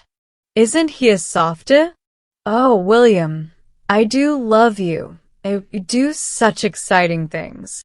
William lay on the floor of the barn, engrossed in a book. This was a rare thing with William. His bottle of lemonade lay untouched by his side, and he even forgot the half-eaten apple which reposed in his hand. His jaws were arrested midway in the act of munching. "Our hero," he read, "was awakened about midnight by the sound of the rattling of chains. Raising himself on his arm, he gazed into the darkness. About a foot from his bed he could discern a tall, white, faintly gleaming figure and a ghostly arm which beckoned him. William's hair stood on end. Crumbs, he ejaculated. Nothing perturbed, he continued to read. Our hero rose and followed the spectre through the long winding passages of the old castle.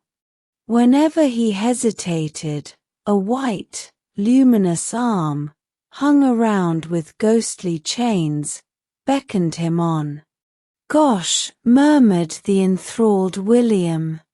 "I'd have been scared."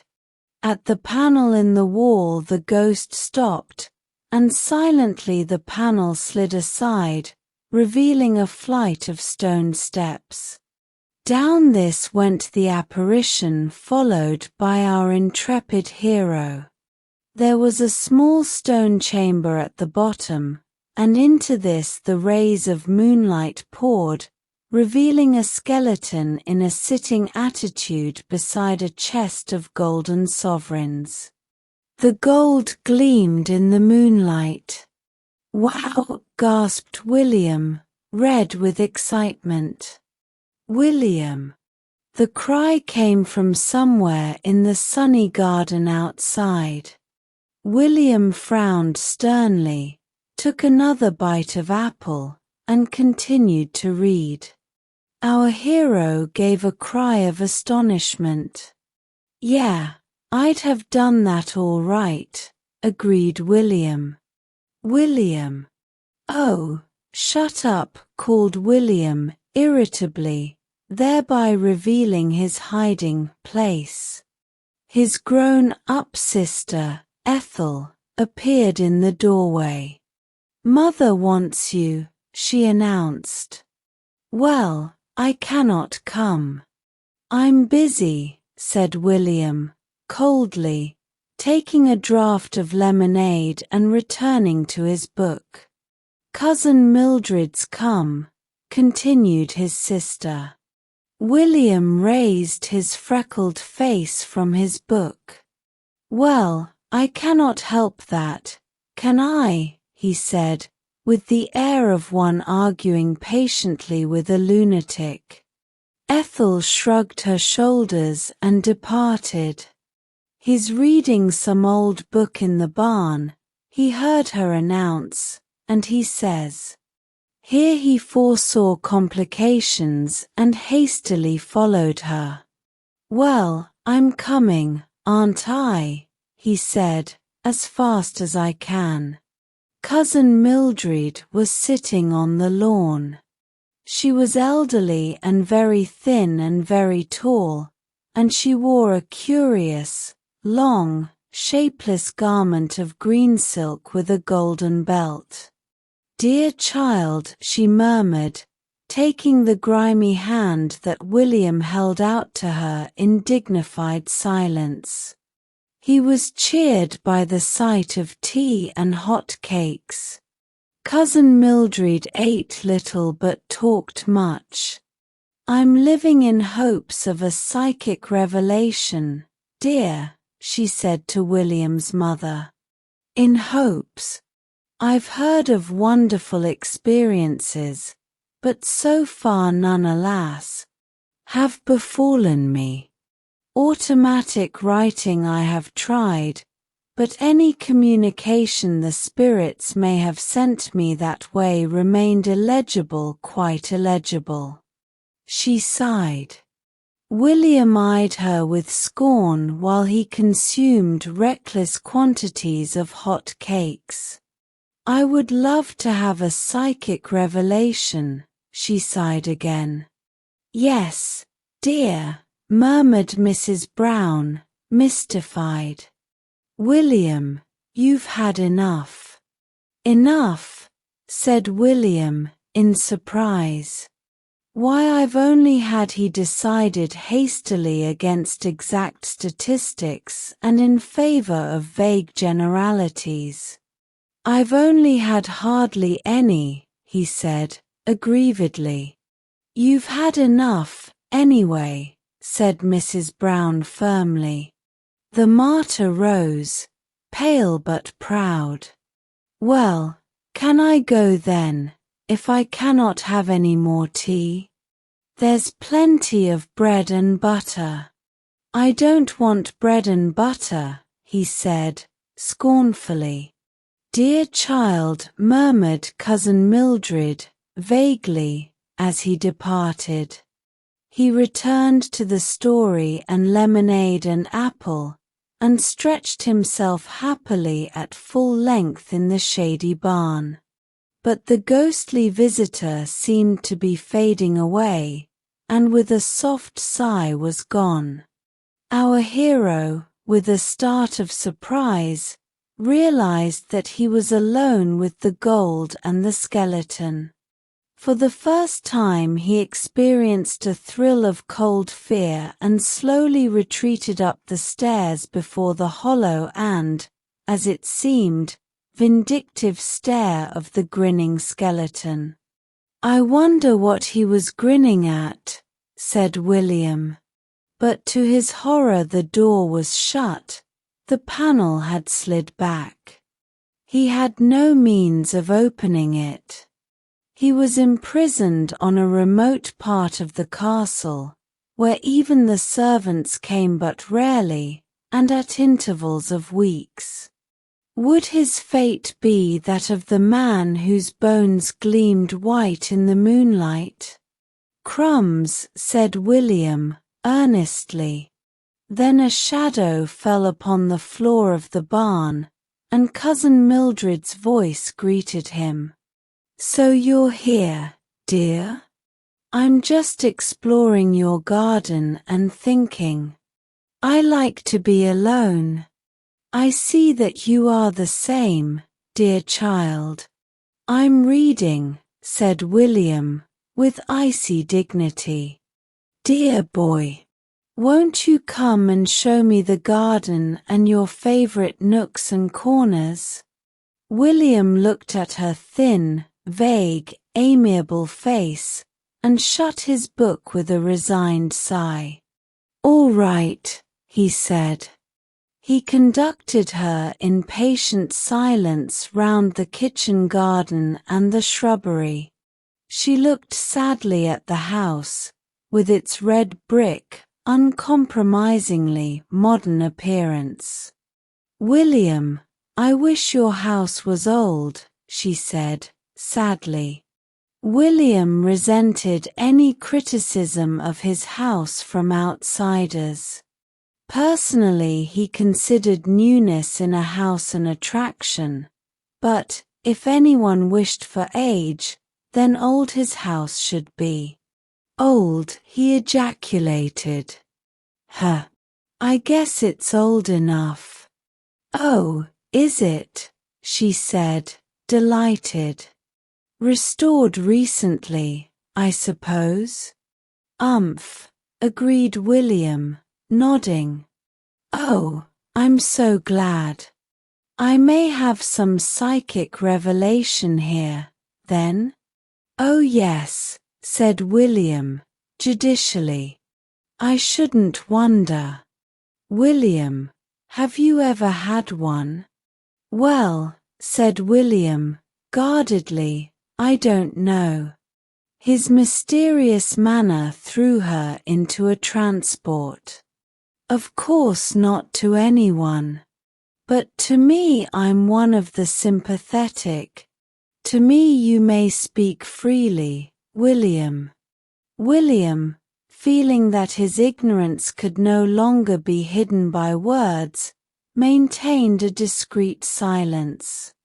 To me it shall be sacred, William. I will tell no one, not even your parents. I believe that children see clouds of glory and all that, vaguely, with your unstained childish vision. I'm 11, put in William indignantly. You see things that to the wise are sealed. Some manifestation, some spirit, some ghostly visitor. Oh, said William, suddenly enlightened, you talking about ghosts? Yes, ghosts, William. Her air of deference flattered him. She evidently expected great things of him. Great things she should have. At the best of times with William, imagination was stronger than cold facts. He gave a short laugh. Oh, ghost. Yes, I've seen some of them. I guess I have. Her face lit up. Will you tell me some of your experiences, William? She said, humbly. Well, said William, loftily, you won't go talking about it, will you? Oh, no. Well, I've seen them, you know. Chains and all. And skeletons. And ghostly arms beckoning and all that. William was enjoying himself. He walked with a swagger. He almost believed what he said. She gasped. Oh, go on, she said. Tell me all. He went on. He soared aloft on the wings of imagination, his hands in his pockets, his freckled face puckered up in frowning mental effort. He certainly enjoyed himself. If only some of it could happen to me, breathed his friend. Does it come to you at nights, William? Yes, nodded William. Nights mostly. I shall watch tonight, said Cousin Mildred. And you say the house is old? Awful old, said William, reassuringly. Her attitude to William was a relief to the rest of the family. Visitors sometimes objected to William. She seems to have almost taken to William, said his mother, with a note of unflattering disbelief in her voice. William was pleased yet embarrassed by her attentions. It was a strange experience to him to be accepted by a grown-up as a fellow being. She talked to him with interest and a certain humility. She bought him sweets and seemed pleased that he accepted them. She went for walks with him, and evidently took his constrained silence for the silence of depth and wisdom. Beneath his embarrassment he was certainly pleased and flattered. She seemed to prefer his company to that of Ethel. That was one in the eye for Ethel. But he felt that something was expected from him in return for all this kindness and attention. William was a sportsman. He decided to supply it. He took a book of ghost stories from the juvenile library at school and read them in the privacy of his room at night. Many were the thrilling adventures which he had to tell to Cousin Mildred in the morning. Cousin Mildred believed in everything. She supplied him with sweets on a generous scale. She listened to him with awe and wonder. William, you are one of the elect, the chosen, she said, one of those whose spirits can break down the barrier between the unseen world and ours with ease. And always she sighed and stroked back her thin locks, sadly. Oh, how I wish that some experience would happen to me. One morning, after the gift of an exceptionally large tin of sweets, William's noblest feelings were aroused. Manfully he decided that something should happen to her. Cousin Mildred slept in the bedroom above William's. Descent from one window to the other was easy, but ascent was difficult. That night Cousin Mildred awoke suddenly as the clock struck 12. There was no moon, and only dimly did she discern the white figure that stood in the light of the window. She sat up, quivering with eagerness. Her short, thin little pigtail stuck out horizontally from her head. Her mouth was wide open. "Oh," she gasped. The white figure moved a step forward and coughed nervously. Cousin Mildred clasped her hands. "Speak," she said, in a tense whisper. "Oh, speak. Some message. Some revelation." William was speechless. None of the ghosts he had read of had spoken. They had rattled and groaned and beckoned, but they had not spoken. He tried groaning and emitted a sound faintly reminiscent of a sea-sick voyager. "Oh, speak," pleaded Cousin Mildred. Evidently speech was a necessary part of this performance. William wondered whether ghosts spoke English or a language of their own. He inclined to the latter view and nobly took the plunge. "Honk, yonk, ponk," he said, firmly. Cousin Mildred gasped in wonder. "Oh, explain," she pleaded, ardently. "Explain in our poor human speech. Some message." William took fright. It was all turning out to be much more complicated than he had expected. He hastily passed through the room and out of the door, closing it noisily behind him. As he ran along the passage came a sound like a crash of thunder. Outside in the passage were Cousin Mildred's boots, William's father's boots, and William's brother's boots, and into these charged William in his headlong retreat. They slid noisily along the polished wooden surface of the floor, hitting into each other as they went.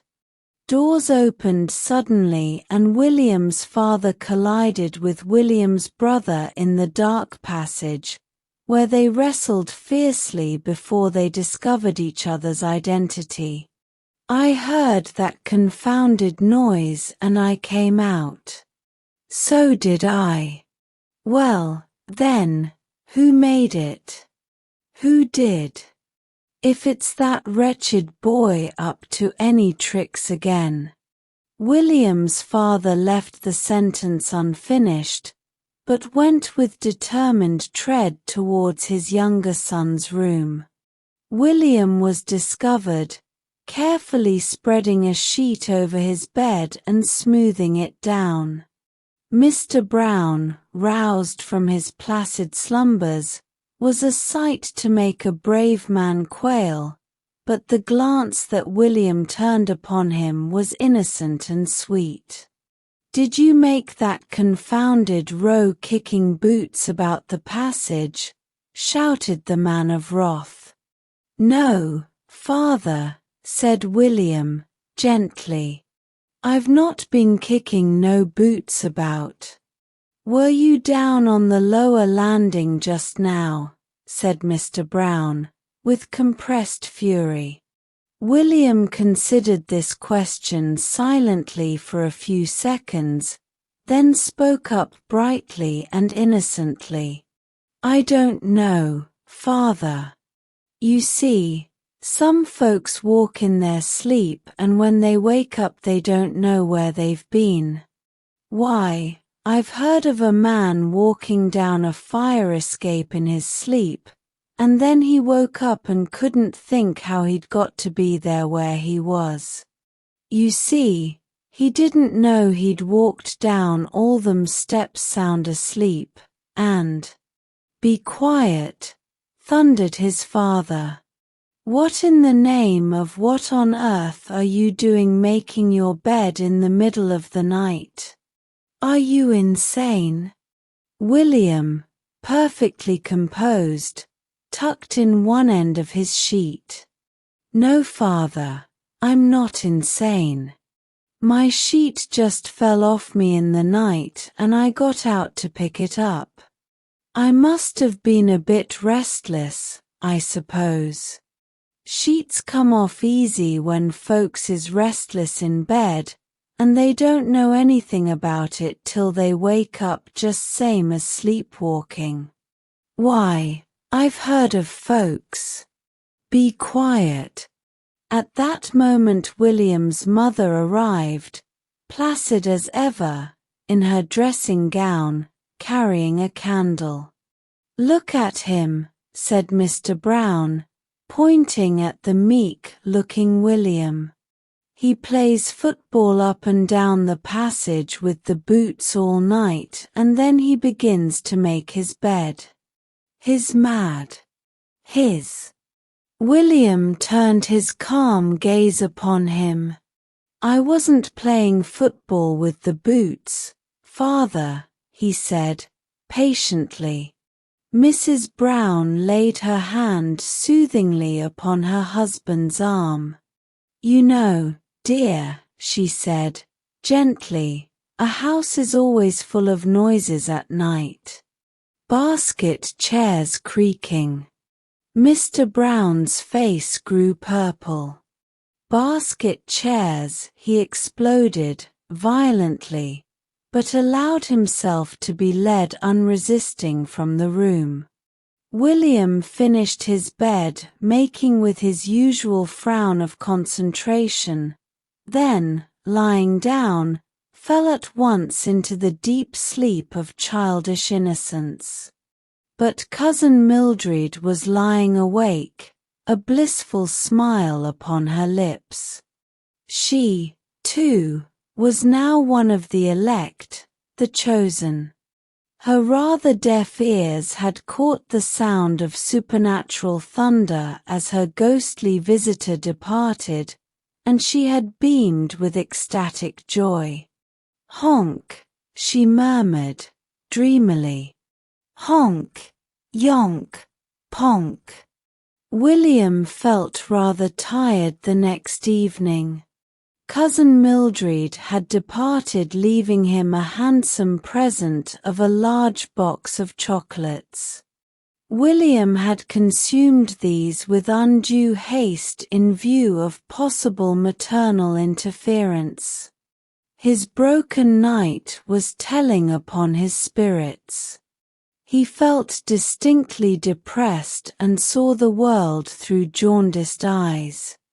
"It's a rotten world," he said, gloomily. "I've took a lot of trouble over her and she goes and makes me feel sick with chocolates." Jumble wagged his tail, sympathetically. William was frankly bored. School always bored him. He disliked facts, and he disliked being tied down to detail, and he disliked answering questions.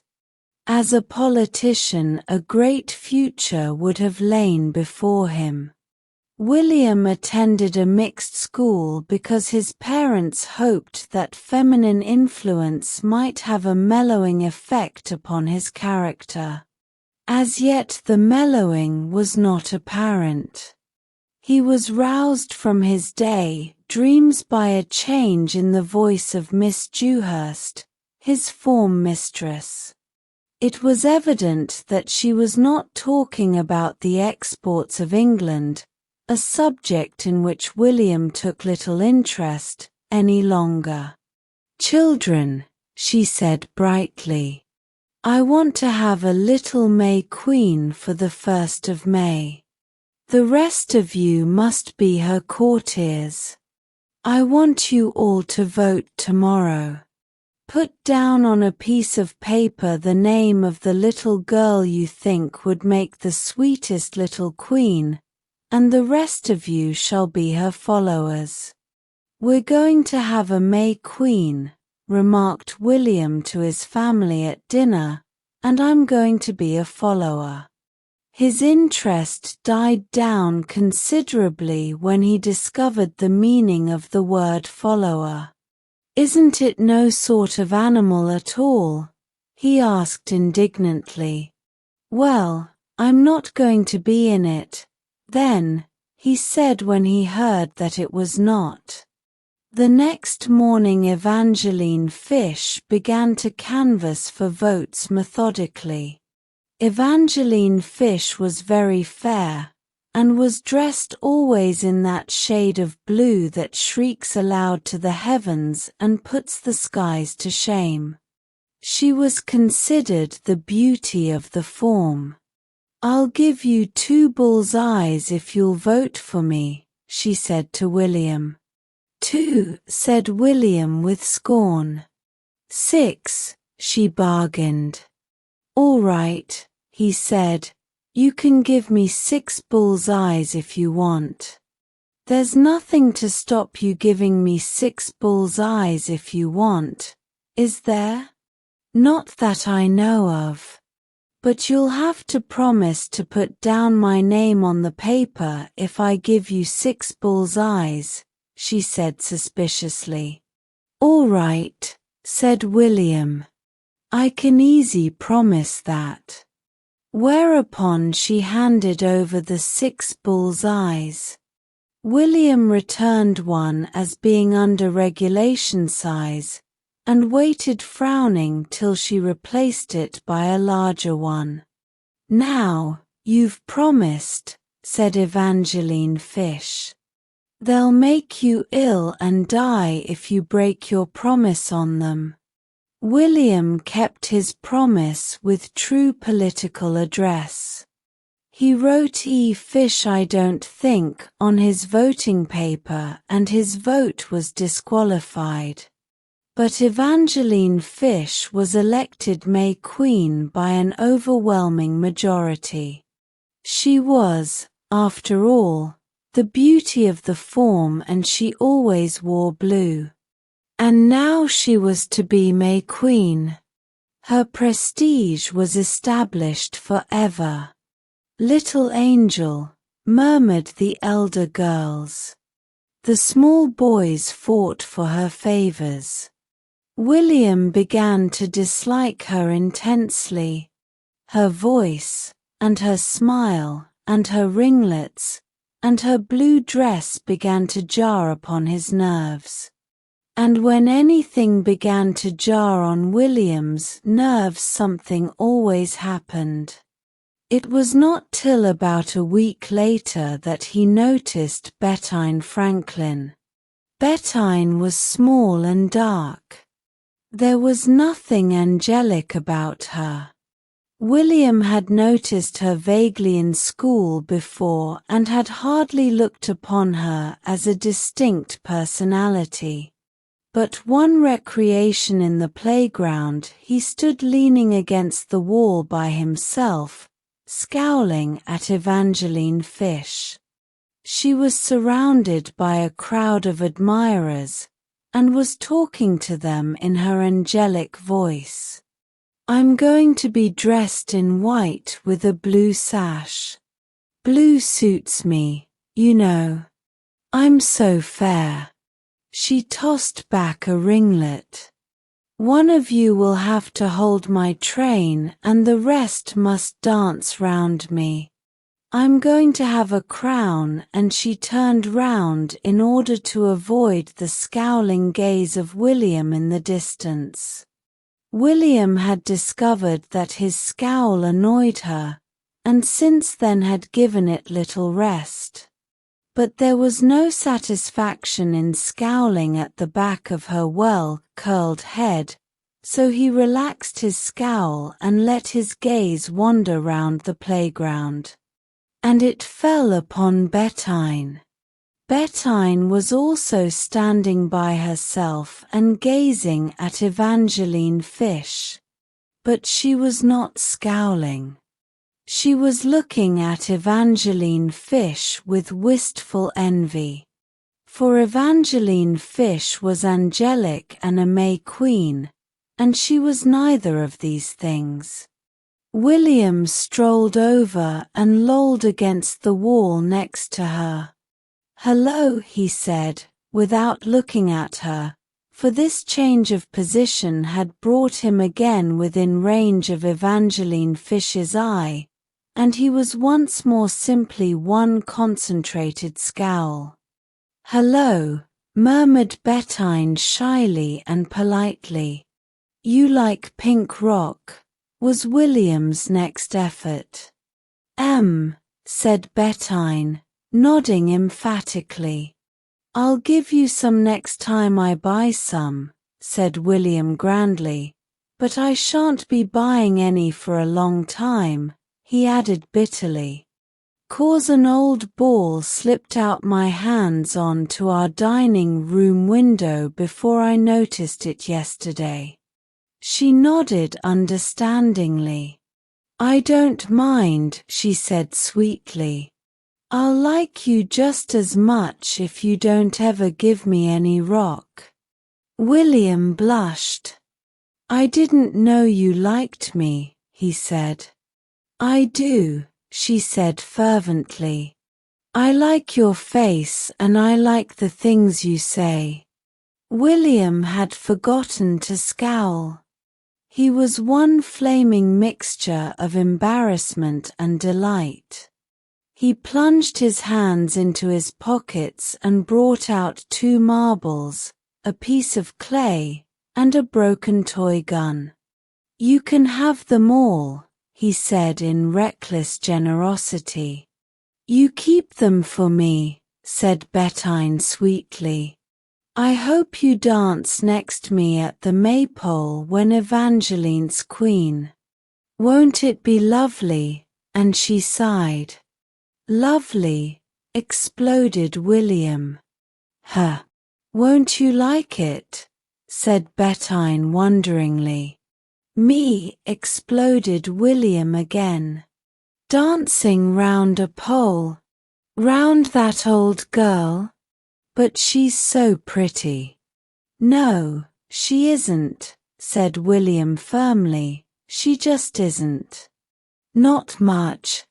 I don't like her nasty shiny hair, and I don't like her nasty blue clothes, and I don't like her nasty face, and I don't like her nasty white shoes, nor her nasty necklaces, nor her nasty squeaky voice." He paused. Bettine drew a deep breath.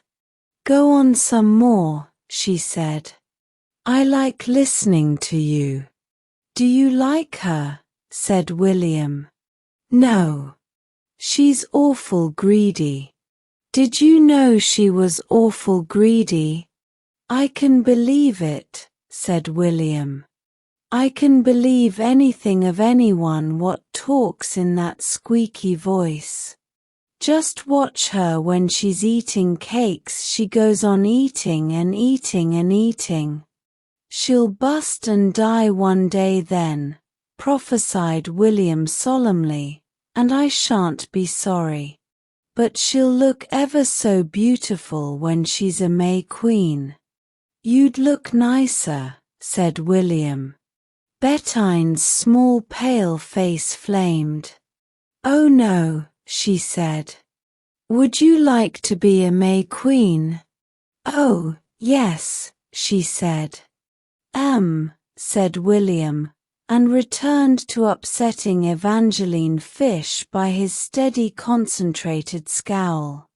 The next day he had the opportunity of watching her eating cakes. They met at the birthday party of a mutual classmate, and Evangeline Fish took her stand by the table and consumed cakes with a perseverance and determination worthy of a nobler cause. William accorded her a certain grudging admiration. Not once did she falter or faint. Iced cakes, cream cakes, pastries melted away before her, and never did she lose her ethereal angelic appearance. Tight golden ringlets, blue eyes, faintly flushed cheeks, vivid pale blue dress remained immaculate and unruffled, and still she ate cakes. William watched her in amazement, forgetting even to scowl at her. Her capacity for cakes exceeded even William's, and his was no mean one. They had a rehearsal of the maypole dance and crowning the next day. "I want William Brown to hold the Queen's train," said Miss Dewhurst. "Me?" ejaculated William in horror. "Do you mean me?" "Yes, dear. It's a great honor to be asked to hold little Queen Evangeline's train. I'm sure you feel very proud. You must be her little courtier." Said William, transferring his scowl to Miss Dewhurst. Evangeline beamed. She wanted William's admiration. William was the only boy in the form who was not her slave. She smiled at William sweetly. "I'm not good at holding trains," said William. "I don't like holding trains. I've never been taught about holding trains. I might do it wrong on the day and spoil it all. I shan't /X92T like to spoil it all," he added virtuously. "Oh, we'll have heaps of practices," said Miss Dewhurst brightly. As he was going, Bettine pressed a small apple into his hand. "A present for you," she murmured. "I saved it from my dinner." He was touched. "I'll give you something tomorrow," he said, adding hastily, "if I can find anything." They stood in silence till he had finished his apple. "I've left a lot on the core," he said in a tone of unusual politeness, handing it to her. "Would you like to finish it?" "No, thank you." "William, you'll look so nice holding her train." "I don't want to, and I bet I won't." "You don't know the things I can do," he said darkly. "Oh, William," she gasped in awe and admiration. "I'd hold your train if you was going to be queen," he volunteered. "I wouldn't want you to hold my train," she said earnestly. I'd want you to be May King with me." "Yes." "Why don't they have May Kings?" said William, stung by this insult to his sex. "Why shouldn't there be a May King?" "I spec they do, really, only perhaps Miss Dewhurst doesn't know about it." "Well, it doesn't seem sense not having May Kings, does it? I wouldn't mind being May King if you was May Queen." The rehearsal was, on the whole, a failure. In the end he was degraded from the position of train bearer to that of ordinary follower. The boys were to be dressed in smocks and the girls in print dresses, and the maypole dance was to be performed round Evangeline Fish, who was to stand in queenly attire by the pole in the middle. All the village was to be invited. At the end of the rehearsal William came upon Bettine, once more gazing wistfully at Evangeline Fish, who was strutting around, with many tosses of the fair ringlets, before a crowd of admirers. "Isn't it lovely for her to be May Queen?" said Bettine. "She's a rotten one," said William. "I'm jolly glad I've not to hold up her rotten old train and listen to her nasty squeaky voice singing close to, and I'll give you a present tomorrow." He did. He found a centipede in the garden and pressed it into her hand on the way to school. "They're jolly interesting," he said. "Put it in a match box and make holes for its breath and it'll live ever so long. It won't bite you if you hold it the right way." And because she loved William, she took it without even a shudder. Evangeline Fish began to pursue William. She grudged him bitterly to Bettine. She turned around near him in her sky-blue garments. She tossed her ringlets about him. She looked at him with her pale blue eyes. And in the long school hours during which he dreamed at his desk, or played games with his friends, while highly paid instructors poured forth their wisdom for his benefit, William evolved a plan. Unfortunately, like most plans, it required capital, and William had no capital. Occasionally William's elder brother Robert would supply a few shillings without inconvenient questions, but it happened that Robert was ignoring William's existence at that time. For Robert had, not for the first time, discovered his ideal, and the ideal had been asked to lunch the previous week. He had reserved some of his fervor for the cook. She must have a proper lunch, not stews and stuff they often had. There must be 3 vegetables and there must be cheese straws. Cook must learn to make better cheese straws. And William, having swallowed insults for 3 whole days, planned vengeance. It was a vengeance which only William could have planned or carried out. For only William could have seized a moment just before lunch when the meal was dished up and cook happened to be out of the kitchen to carry the principal dishes down to the coal cellar and conceal them beneath the best nuts. It is well to draw a veil over the next half hour. Both William and the meal had vanished. Robert tore his hair and appealed vainly to the heavens. He hinted darkly at suicide. For what is cold tongue and coffee to offer to an ideal? The meal was discovered during the afternoon in its resting place and given to William's mongrel, Jumble, who crept about during the next few days in the agonies of stomachache. Robert had bitterly demanded of William why he went about the world spoiling people's lives and ruining their happiness. Whence it came that William, optimist though he was, felt that any appeal to Robert for funds would be inopportune, to say the least of it. But Providence was on William's side for once. An old uncle came to tea and gave William 5 shillings. "Going to dance at a maypole, I hear," he chuckled.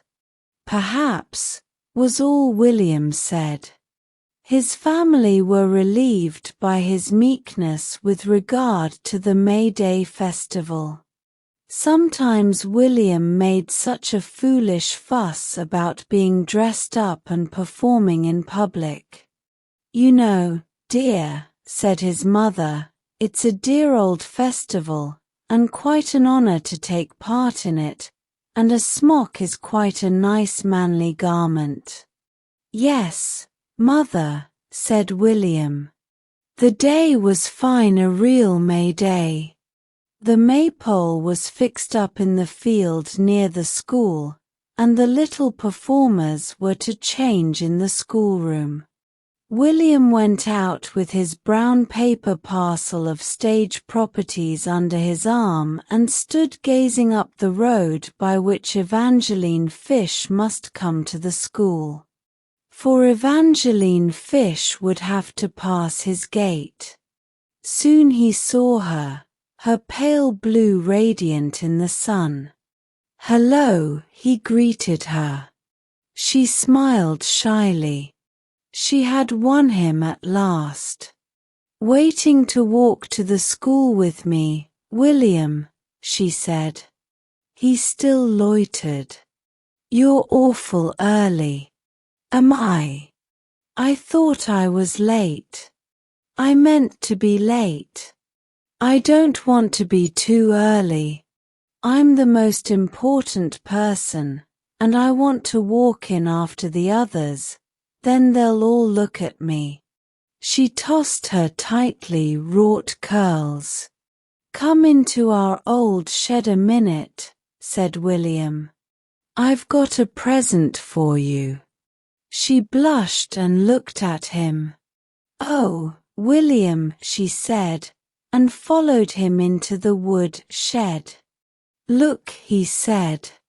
His uncle's 5 shillings had been well expended. Rows of cakes lay round the shed, pastries, and sugar cakes, and iced cakes, and currant cakes. Have a lot, said William. They're all for you. Go on.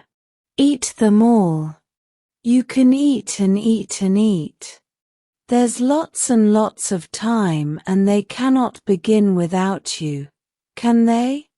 Oh, William, she said. She gloated over them. Oh, may I?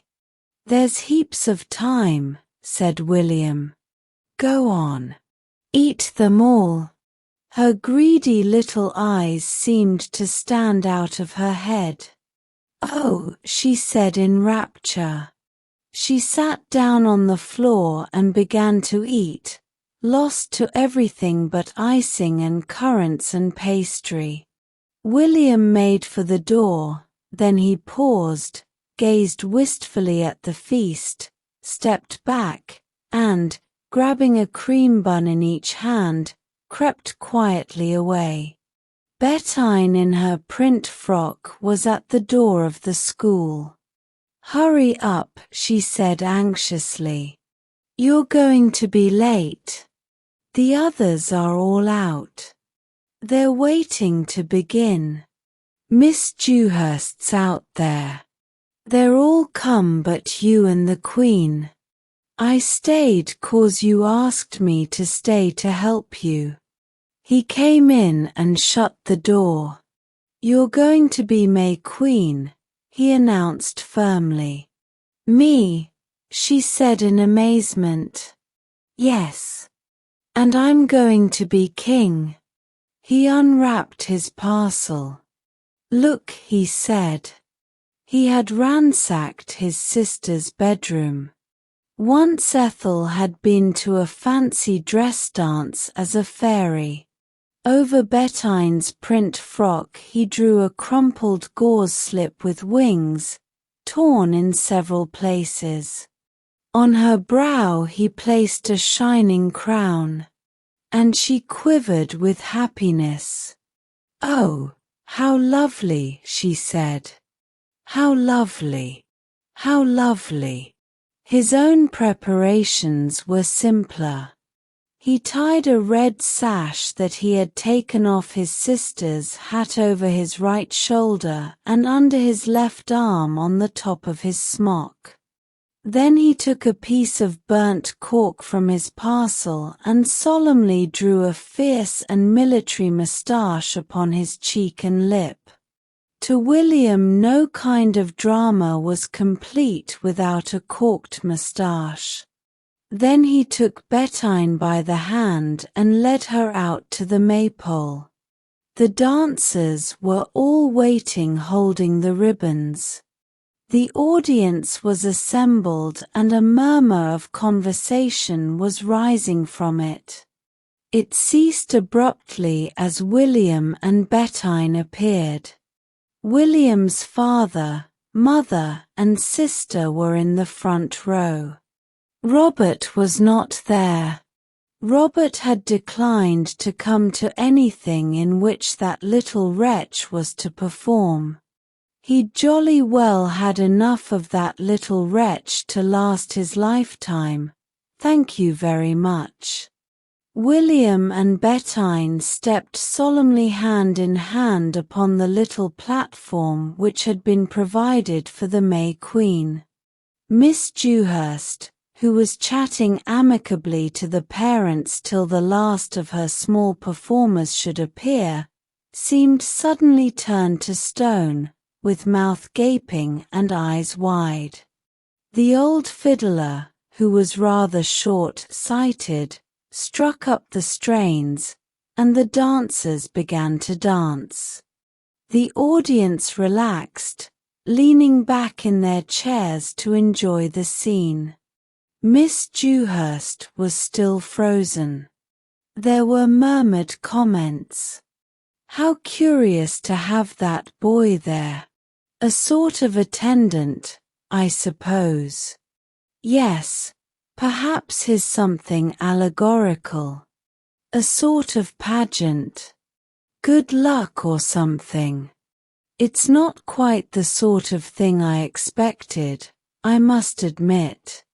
What do you think of the Queen's dress? I always thought Miss Dewhurst had better taste. Rather tasteless, I call it. I think the moustache is a mistake. It gives quite a common look to the whole thing. I wonder who is meant to be. Pan, do you think? Uncertainly. Oh, no, nothing so pagan, I hope, said an elderly matron, horrified. He's that brown boy, you know. There always seems to be something queer about anything he's in. I've noticed it often. But I hope he's meant to be something more Christian than Pan, though one never knows in these days, she added darkly. William's sister had recognized her possessions, and was gasping in anger. William's father, who knew William, was smiling sardonically. William's mother was smiling proudly. You're always running down William, she said to the world in general, but look at him now. He's got a very important part, and he said nothing about it at home. I call it very nice and modest of him. And what a dear little girl. Bettine, standing on the platform with William's hand holding hers and the maypole dancers dancing round her, was radiant with pride and happiness. And Evangeline Fish in the wood shed was just beginning the last currant cake. William was a scout. The fact was well known. There was no one within a 5-mile radius of William's home who did not know it. Sensitive old ladies had fled shuddering from their front windows when William marched down the street singing, the word is a euphemism, his scout songs in his strong young voice. Even the return of her cat a few weeks later did not remove the hostility from her gaze whenever it happened to rest upon William. William's family had welcomed the suggestion of William's becoming a scout. It will keep him out of mischief, they had said. They were notoriously optimistic where William was concerned. William's elder brother only was doubtful. You know what William is, he said, and in that dark saying much was contained. Things went fairly smoothly for some time. He took the Scout's law of a daily deed of kindness in its most literal sense. He was to do one, and one only, deed of kindness a day. There were times when he forced complete strangers, much to their embarrassment, to be the unwilling recipients of his deed of kindness. There were times when he answered any demand for help with a cold, "No, I've done it today." He received with saint-like patience the eloquence of his elder sister when she found her silk scarf tied into innumerable knots. "Well, they're jolly good knots," was all he said. He had been looking forward to the holidays for a long time. He was to go under canvas at the end of the first week. The first day of the holidays began badly. William's father had been disturbed by William, whose room was just above and who had spent most of the night performing gymnastics as instructed by his scout master. No, he didn't say do it at nights, but he said do it. He said it would make us grow up strong men. "Don't you want me to grow up a strong man?" He's ever so strong and he did them. "Why shouldn't I?" His mother found a pan with the bottom burnt out and at once accused William of the crime. William could not deny it. "Well, I was making something he'd told us and I forgot it." "Well, I've got to make things if I'm a scout. I didn't mean to forget it. I won't forget it next time. It's a rotten pan, anyway, to burn itself into a hold just for that." At this point William's father received a note from a neighbor whose garden adjoined William's and whose life had been rendered intolerable by William's efforts upon his bugle. The bugle was confiscated. Darkness descended upon William's soul. "Well," he muttered, "I'm going under canvas next week and I'm jolly glad I'm going. Perhaps you'll be sorry when I'm gone." He went out into the garden and stood gazing moodily into space, his hands in the pocket of his short scout trousers, for William dressed on any and every occasion in his official costume. "Cannot even have the bugle," he complained to the landscape. "Cannot even use their rotten old pans. Cannot tie knots in any of their old things. What's the good of being a scout?" His indignation grew and with it a desire to be avenged upon his family. "I'd like to do something," he confided to a rose bush with a ferocious scowl. "Something just to show them." Then his face brightened. He had an idea. He set off cheerfully down the drive. He decided to stay away for lunch and tea and supper, and to return at dusk to a penitent, conscience-stricken family. He first made his way to a neighboring wood, where he arranged a pile of twigs for a fire, but they refused to light, even with the aid of the match that William found in the bottom of one of his pockets. Slightly dispirited, he turned his attention to his handkerchief and tied knots in it till it gave way under the strain. William's handkerchiefs, being regularly used to perform the functions of blotting paper among other duties not generally entrusted to handkerchiefs, were always in the last stages of decay. He felt rather bored and began to wonder whether it was lunch time or not. He then scouted the wood and by his wood lore traced 3 distinct savage tribes' passage through the wood and found the tracks of several elephants.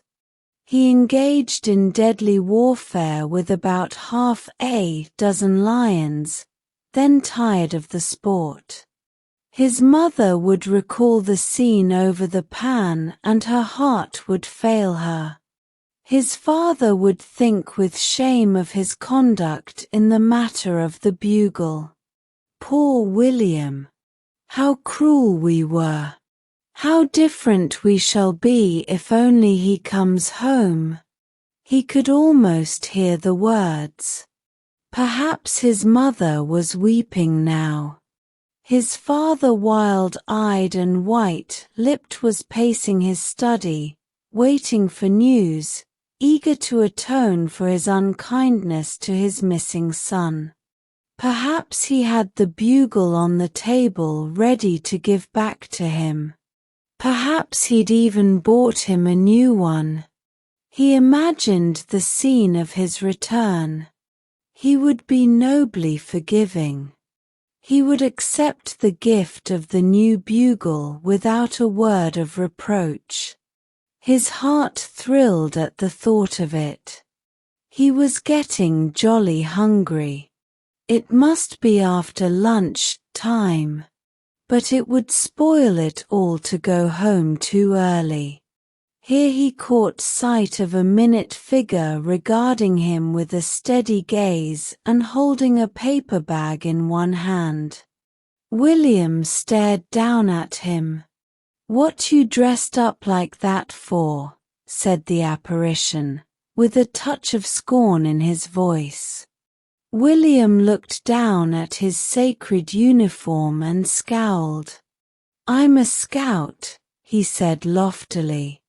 "Scout," repeated the apparition, with an air of polite boredom. "What's your name?" "William." "Mine's Thomas." "Will you catch me a wasp?" "Look at my wasp." He opened the bag slightly and William caught sight of a crowd of wasps buzzing about inside the bag. "Want more?" demanded the infant. "Want lots more. Look. Snails." He brought out a handful of snails from a miniature pocket and put them on the ground. "Watch them put their horns out. Watch them walk. Look. They're walking. They're walking." His voice was a scream of ecstasy. He took them up and returned them to their pocket. From another he drew out a wriggling mass. "Wood lice," he explained, casually. "Got worms in another pocket." He returned the wood lice to his pocket except one, which he held between a finger and thumb laid thoughtfully against his lip. "Want wasps now? You get them for me." William roused himself from his bewilderment. How do you catch them?" he said. "Wings," replied Thomas. "Get hold of their wings and they don't sting. Sometimes they do, though," he added casually. "Then your hands go big."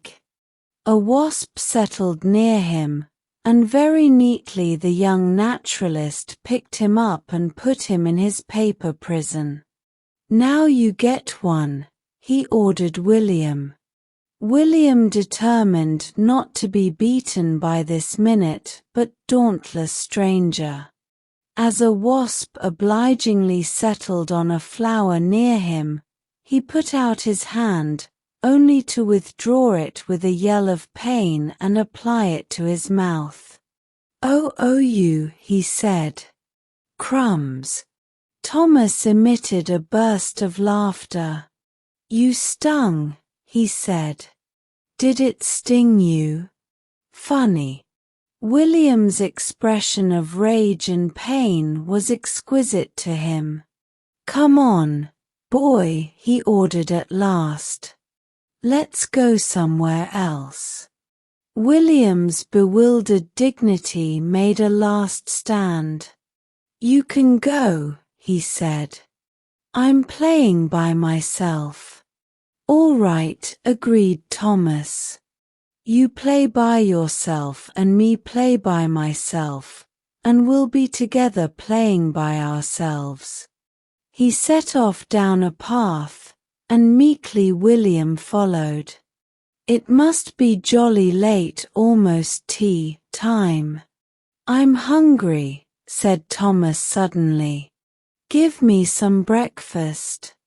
I haven't got any, said William irritably.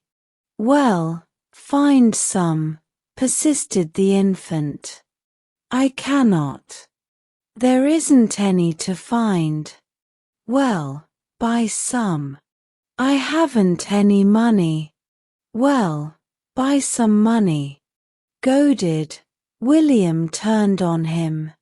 Go away, he bellowed. Thomas's blue eyes, beneath a mop of curls, met his coldly. Don't talk so loud, he said sternly. There's some blackberries there.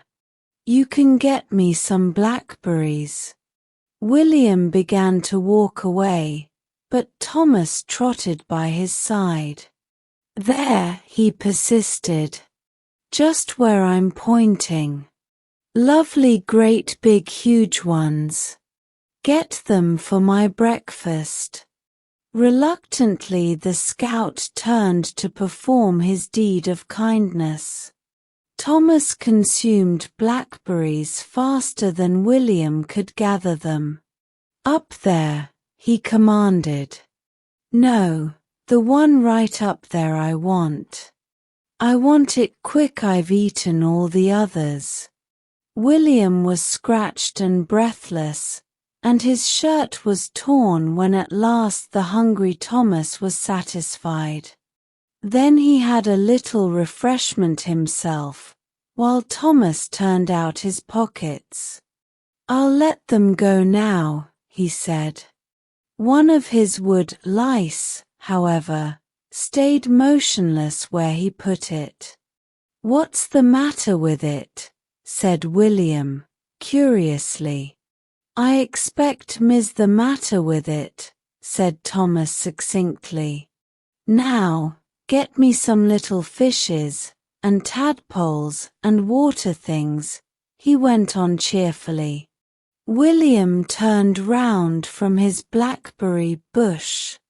Well, I won't, he said decidedly. I've had enough. You've had enough breakfast, said Thomas sternly. I've found a little tin for the things, so be quick. Oh, here's a fly. A green fly. It's sitting on my finger. Does it like me 'cause it's sitting on my finger? No, said William, turning a purple, stained face round scornfully. It must be nearly night. He didn't want to be too hard on them, to make his mother ill or anything. He wanted to be as kind as possible. He'd forgive them at once when he got home. He'd ask for one or two things he wanted, as well as the new bugle.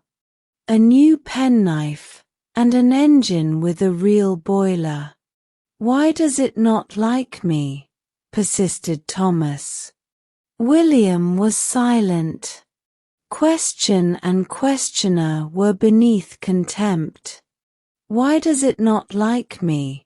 He shouted stridently. Flies don't like people, silly. Why not? Retorted Thomas. They don't know anything about them. Well, I'll tell it about me. My name's Thomas, he said to the fly politely. Now does it like me? William groaned. But the fly had now vanished, and Thomas once more grew impatient. Come on, he said.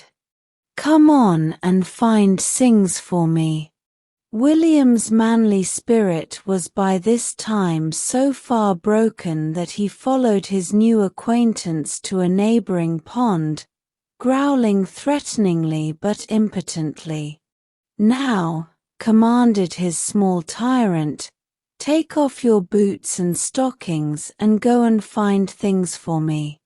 Take off yours, growled William, and find things for yourself. No, said Thomas. Crocodiles might be there and bite my toes. If you don't go in, I'll scream and scream and scream. William went in.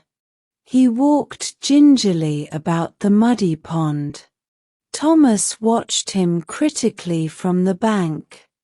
I don't like your hair, he said confidingly. William growled. He caught various small swimming objects in the tin and brought them to the bank for inspection. I want more than that, said Thomas calmly. Well, you won't get it, retorted William. He began to put on his boots and stockings, wondering desperately how to rid himself of his unwanted companion. But fate solved the problem.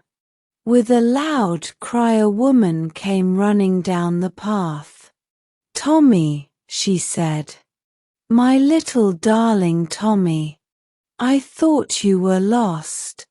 She turned furiously to William. You ought to be ashamed of yourself, she said. A great boy of your age leading a little child like this into mischief. If his father was here, he'd show you. You ought to know better, and you a scout. William gasped. Well, he said, and I've been doing deeds of kindness on him all morning. She turned away indignantly, holding Thomas's hand. You're never to go with that nasty rough boy again, darling, she said. Got lots of wasps and some fishes, murmured Thomas contentedly. They disappeared down the path. With a feeling of depression and disillusionment, William turned to go home. Then his spirits rose. After all, he'd got rid of Thomas, and he was going home to a contrite family. It must be about supper time. It would be getting dark soon. But it still stayed light a long time now. It wouldn't matter if he just got in for supper. It would have given them time to think things over. He could see his father speaking unsteadily and holding out his hand. My boy, let bygones be bygones, if there is anything you want. His father had never said anything of this sort to him yet, but, by a violent stretch of imagination, he could just conceive it. His mother, of course, would cry over him, and so would Ethel. Dear William, do forgive us. We have been so miserable since you went away. We will never treat you so again. This again was unlike the Ethel he knew, but sorrow has a refining effect on all characters. He entered the gate self-consciously. Ethel was at the front door. She looked at his torn shirt and mud-covered knees. You'd better hurry if you're going to be ready for lunch, she said coldly. Lunch, faltered William. What time is it? 1:50. Father's in, so I warn you, she added unpleasantly. He entered the house in a dazed fashion. His mother was in the hall. William, she said impatiently. Another shirt torn. You really are careless. You'll have to stop being a scout if that's the way you treat your clothes. And look at your knees. Pale and speechless, he went towards the stairs. His father was coming out of the library smoking a pipe. He looked at his son grimly. If you aren't downstairs cleaned by the time the lunch bell goes, my son, he said, You won't see that bugle of yours this side of Christmas. William swallowed. Yes, father, he said meekly. He went slowly upstairs to the bathroom. Life was a rotten show. The excitement began at breakfast. William descended slightly late, and after receiving his parents' reproaches with an air of weary boredom, ate his porridge listlessly. He had come to the conclusion that morning that there was a certain monotonous sameness about life. One got up and had one's breakfast and went to school and had one's dinner and went to school and had one's tea and played and had one's supper and went to bed. Even the fact that today was a half-term holiday did not dispel his depression. One day's holiday. What good was one day? We all have experienced such feelings. Half abstractedly, he began to listen to his elders' conversation. They promised to be here by 9, his mother was saying. I do hope they won't be late. Well, it's not much good their coming if the other house isn't ready, is it? Said William's grown-up sister Ethel. I don't believe they've even finished painting. I'm so sorry it's William's half-term holiday, sighed Mrs. Brown. He'll be frightfully in the way. William's outlook on life brightened considerably. They coming removing this morning? He inquired cheerfully. Yes. Dio, try not to hinder them, William. Me? He said indignantly. I'm going to help. If William's going to help, remarked his father. Thank heaven I shan't be here. Your assistance, William, always seems to be even more devastating in its results than your opposition. William smiled politely. Sarcasm was always wasted on William. Well, he said, rising from the table, I'd better go and be getting ready to help. 10 minutes later, Mrs. Brown, coming out of the kitchen from her interview with the cook, found to her amazement that the steps of the front door were covered with small ornaments. As she stood staring, William appeared from the drawing room, staggering under the weight of a priceless little statuette that had been the property of Mr. Brown's great-grandfather. William, she gasped, I'm getting all the little things ready for them just to carry straight down. If I put everything on the steps, they don't need come into the house at all. You said you didn't want them tramping in dirty boots. It took a quarter of an hour to replace them. Over the fragments of a blue bowl, Mrs. Brown sighed deeply. I wish you'd broken anything but this, William. Well, he excused himself. You said things do get broken removing. You said so yourself. I didn't break it on purpose. It just got broken removing. At this point, the removers arrived. There were 3 of them. One was very fat and jovial, and one was thin and harassed looking, and a third wore a sheepish smile and walked with a slightly unsteady gait. They made profuse apologies for their lateness.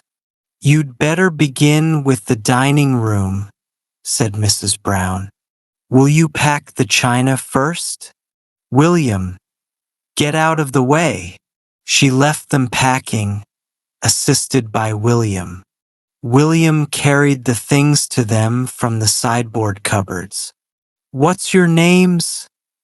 He asked, as he stumbled over a glass bowl that he had inadvertently left on the hearth rug. His progress was further delayed while he conscientiously picked up the fragments. Things do get broken removing, he murmured.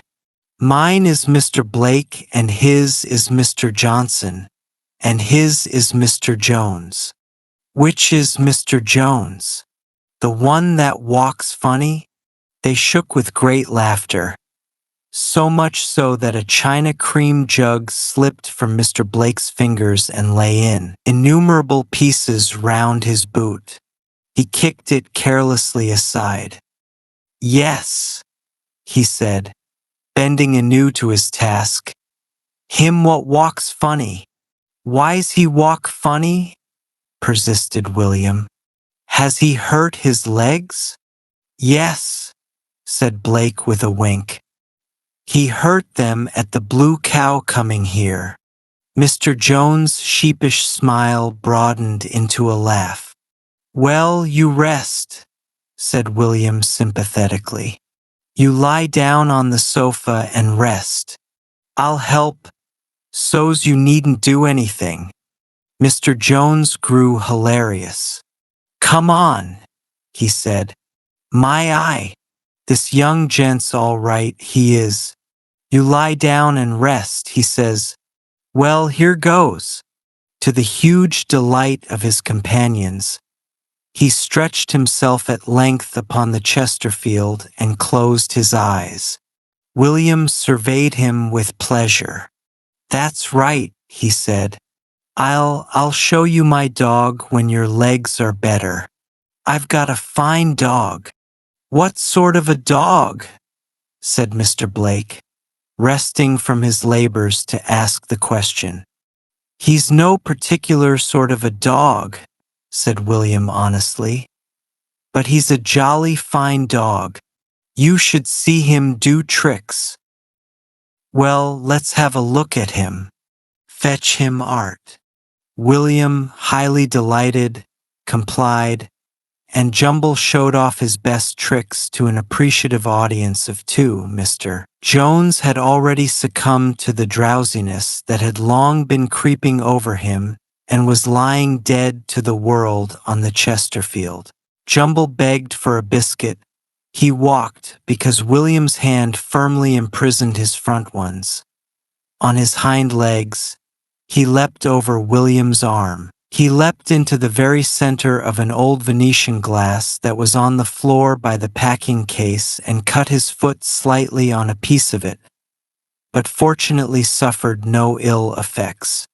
William saw consternation on Mr. Johnson's face and hastened to gather the pieces and fling them lightly into the waste paper basket. "It's all right," he said soothingly. "She said things get broken removing." When Mrs. Brown entered the room 10 minutes later, Mr. Jones was still asleep, Jumble was still performing, and Mr. Blake and Johnson were standing in negligent attitudes against the wall appraising the eager Jumble with sportsmanlike eyes. "He's no breed," Mr. Blake was saying, "but he's all right. I'd like to see him after a rat. I bet he'd." Seeing Mrs. Brown, he hastily seized a vase from the mantelpiece and carried it over to the packing case, where he appeared suddenly to be working against time. Mr. Johnson followed his example. Mrs. Brown's eyes fell upon Mr. Jones and she gasped. "Whatever?" she began. "He's not very well," explained Mr. Blake. "He'll be all right when he's slept it off. He's always all right when he's slept it off." "He's hurt his legs," explained William. "He hurt his legs at the Blue Cow. He's just resting." Mrs. Brown swallowed and counted 20 to herself. It was a practice she had acquired in her youth for use in times when words crowded upon her too thick and fast for utterance. At last she spoke with unusual bitterness. "Need he rest with his muddy boots on my Chesterfield?" At this point Mr. Jones awoke from sleep, hypnotized out of it by her cold eye. He was profuse in his apologies. He believed he had fainted. He had had a bad headache brought on probably by exposure to the early morning sun. He felt much better after his faint. He regretted having fainted on to the ladies' sofa. He partially brushed off the traces of his dirty boots with an equally dirty hand. "You've done nothing in this room," said Mrs. Brown. "We shall never get finished. William, come away. I'm sure you're hindering them." "Me?" said William in righteous indignation. "Me? I'm helping." After what seemed to Mrs. Brown to be several hours, they began on the heavy furniture. They staggered out with the dining room sideboard, carrying away part of the staircase with it in transit. Mrs. Brown, with a pale face, saw her beloved antique cabinet in pieces against the doorpost, and watched her favorite collapsible card table perform a thorough and permanent collapse. Even the hat stand from the hall was devoid of some pegs when it finally reached the van. "This is simply breaking my heart," moaned Mrs. Brown. "Where's William?" said Ethel gloomily, looking round. "I don't know. He disappeared a few minutes ago. I don't know where he is. I only hope he'll stay there." The removers now proceeded to the drawing room and prepared to take out the piano. They tried it every way. The first way took a piece out of the doorpost, the second made a dent 2 inches deep in the piano, the third knocked over the grandfather clock, which fell with a resounding crash, breaking its glass, and incidentally a tall china plant stand that happened to be in its line of descent. Mrs. Brown sat down and covered her face with her hands. "It's like some dreadful nightmare," she groaned. Mr. Blake, Johnson and Jones paused to wipe the sweat of honest toil from their brows. "I don't know how it's to be got out," said Mr. Blake despairingly. "It got in," persisted Mrs. Brown. "If it got in, it can get out." "We'll have another try," said Mr. Blake with the air of a hero leading a forlorn hope. "Come on, mites." This time was successful and the piano passed safely into the hall, leaving in its wake only a dislocated door handle and a torn chair cover. It then passed slowly and devastatingly down the hall and drive. The next difficulty was to get it into the van. Mr. Blake, Johnson, and Jones tried alone and failed. For 10 minutes they tried alone and failed. Between each attempt they paused to mop their brows and throw longing glances towards the Blue Cow, whose signboard was visible down the road. The gardener, the cook, the housemaid, and Ethel all gave their assistance, and at last, with a superhuman effort, they raised it to the van. They then all rested weakly against the nearest support and gasped for breath. "Well," said Mr. Jones, looking reproachfully at the mistress of the house, "I've never handled a piano." At this moment a well-known voice was heard in the recesses of the van, behind the piano and sideboard and hat stand.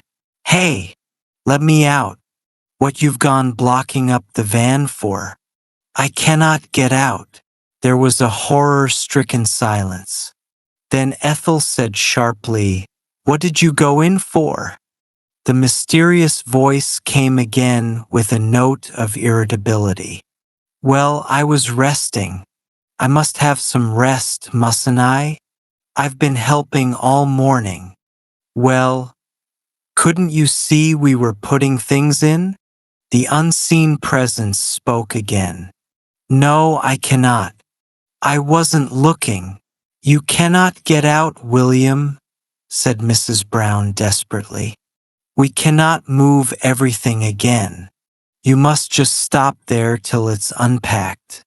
We'll try to push your lunch into you." There was determination in the voice that answered, "I want to get out. I'm going to get out." There came tumultuous sounds. the sound of the ripping of some material, of the smashing of glass, and of William's voice softly ejaculating, "Crumbs! That old-looking glass getting in the way. You'd better take out the piano again," said Mrs. Brown wanly. "It's the only thing to do." With straining and efforts and groans and a certain amount of destruction, the piano was eventually lowered again to the ground. Then the sideboard and hat stand were moved to one side, and finally there emerged from the struggle William and Jumble. Jumble's coat was covered with little pieces of horsehair, as though from the interior of a chair. William's jersey was torn from shoulder to hem. He looked stern and indignant. "A nice thing to do," he began bitterly. "Shutting me up in that old van. How'd you expect me to breathe? Shut in with old bits of furniture. Folks cannot live without air, can they? A nice thing if you'd found me dead." Emotion had deprived his audience of speech for the time being. With a certain amount of dignity, he walked past them into the house, followed by Jumble. It took another quarter of an hour to replace the piano. As they were making the final effort, William came out of the house. "Here, I'll help," he said, and laid a finger on the side. His presence rather hindered their efforts, but they succeeded in spite of it.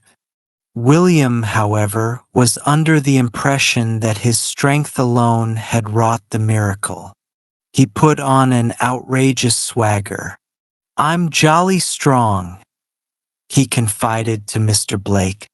"I'm stronger than most folk."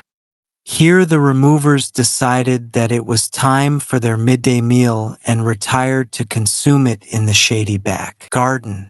All except Mr. Jones, who said he would go down the road for a drink of lemonade. William said that there was lemonade in the larder and offered to fetch it, but Mr. Jones said hastily that he wanted a special sort. He had to be very particular what sort of lemonade he drank. Mrs. Brown and Ethel sat down to a scratch meal in the library. William followed his two new friends wistfully into the garden. "William, come to lunch," called Mrs. Brown. "Oh, leave him alone, Mother," pleaded Ethel. "Let us have a little peace." But William did not absent himself for long. "I want a red handkerchief," he demanded loudly from the hall. There was no response. He appeared in the doorway. "I say, I want a red handkerchief. Have you got a red handkerchief, Mother?" "No, dear. Have you, Ethel?" "No." "All right," said William aggrievedly. "You needn't get mad. Need you? I'm only asking for a red handkerchief. I don't want a red handkerchief off you if you haven't got it. Do I? William, go away and shut the door." William obeyed. Peace reigned throughout the house and garden for the next half hour. Then Mrs. Brown's conscience began to prick her. "William must have something to eat, dear. Do go and find him." Ethel went out to the back garden. A scene of happy restfulness met her gaze. Mr. Blake reclined against one tree consuming bread and cheese, while a red handkerchief covered his knees. Mr. Johnson reclined against another tree, also consuming bread and cheese, while a red handkerchief covered his knees. William leant against a third tree consuming a little heap of scraps collected from the larder, while on his knees also reposed what was apparently a red handkerchief.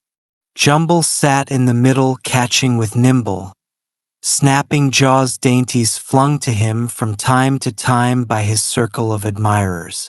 Ethel advanced nearer and inspected William's red handkerchief with dawning horror in her face.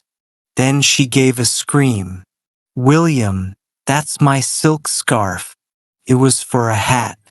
I've only just bought it. Oh, Mother, do something to William. He's taken my new silk scarf. He's the most awful boy. I don't think—" Mrs. Brown came out hastily to pacify her. William handed the silk scarf back to its rightful owner. "Well, I'm sorry. I thought it was a red handkerchief. It looked like a red handkerchief. Well, how could I know it wasn't a red handkerchief? I've given it her back. It's all right, Jumbles only bit one end of it. And that's only jam what dropped on it. Well, it'll wash, won't it? Well, I've said I'm sorry. I don't get much thanks," William continued bitterly. "Me giving up my half-holiday to helping you removing, and I don't get much thanks." "Well, William," said Mrs. Brown, "you can go to the new house with the first van. He'll be less in the way there," she confided distractedly to the world in general. William was delighted with this proposal. At the new house there was a fresh set of men to unload the van, and there was the thrill of making their acquaintance. Then the front gate was only just painted and bore a notice, "Wet paint." It was, of course, incumbent upon William to test personally the wetness of the paint. His trousers bore testimony to the testing to their last day, in spite of many attempts at cleaning them. Jumble also tested it, and had in fact to be disconnected with the front gate by means of a pair of scissors. For many weeks, the first thing that visitors to the Brown household saw was a little tuft of Jumble's hair adorning the front gate.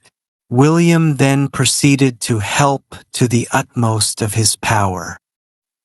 He stumbled up from the van to the house, staggering under the weight of a medicine cupboard, and leaving a trail of broken bottles and little pools of medicine behind. Jumble sampled many of the latter and became somewhat thoughtful.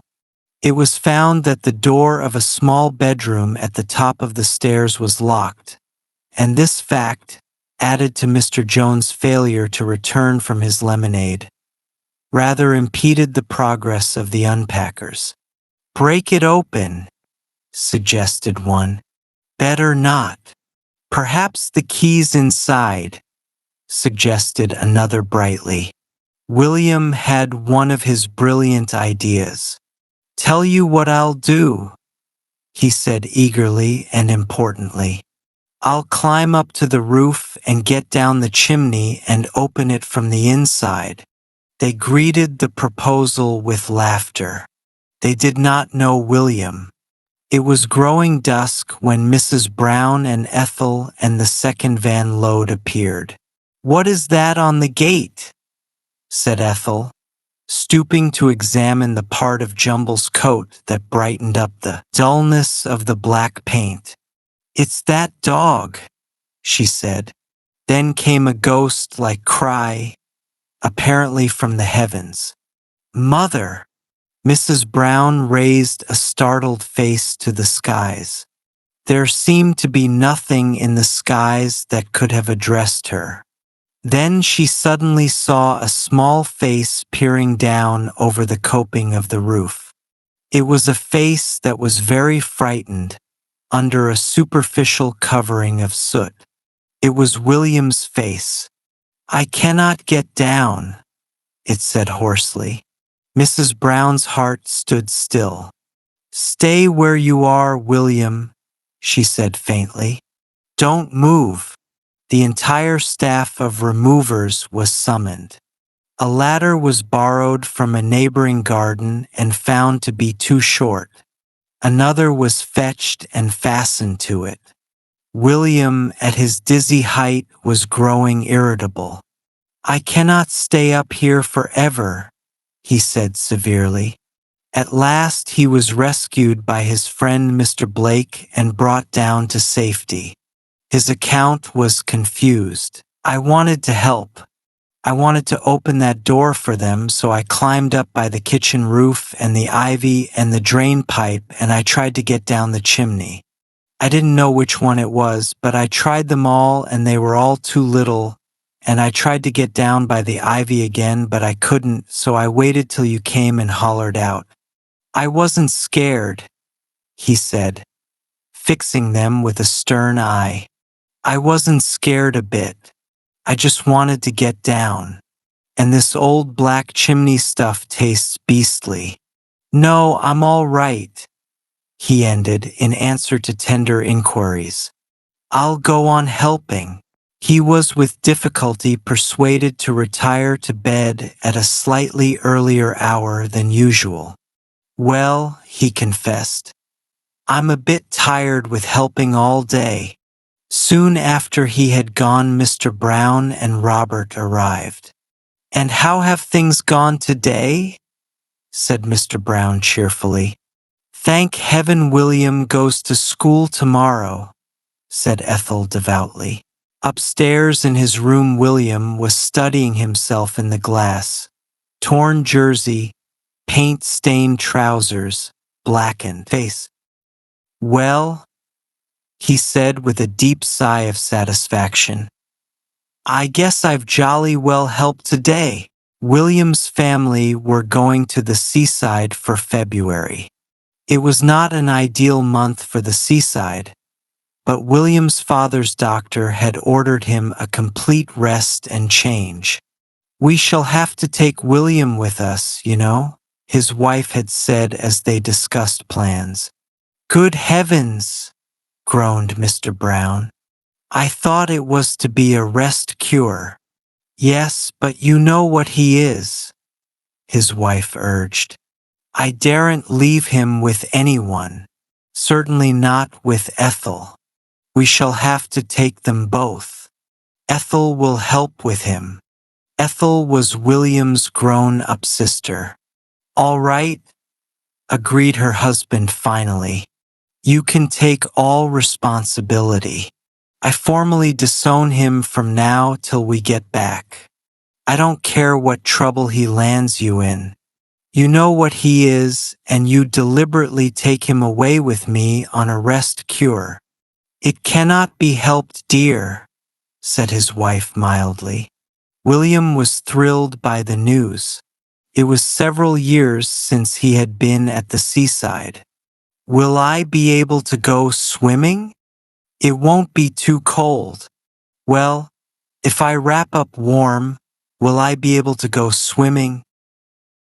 Can I catch fishes? Are there lots of smugglers smuggling there?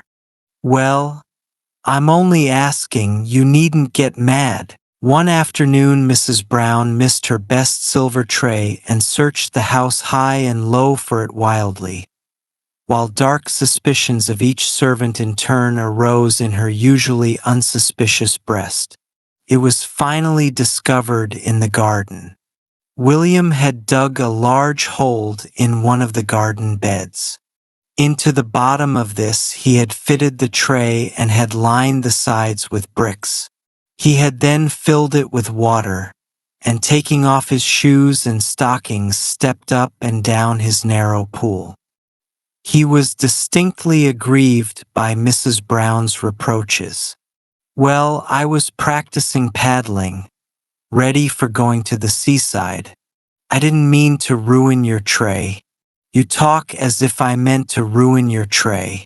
I was only practicing paddling. At last the day of departure arrived. William was instructed to put his things ready on his bed, and his mother would then come and pack for him. He summoned her proudly down the stairs after about 20 minutes.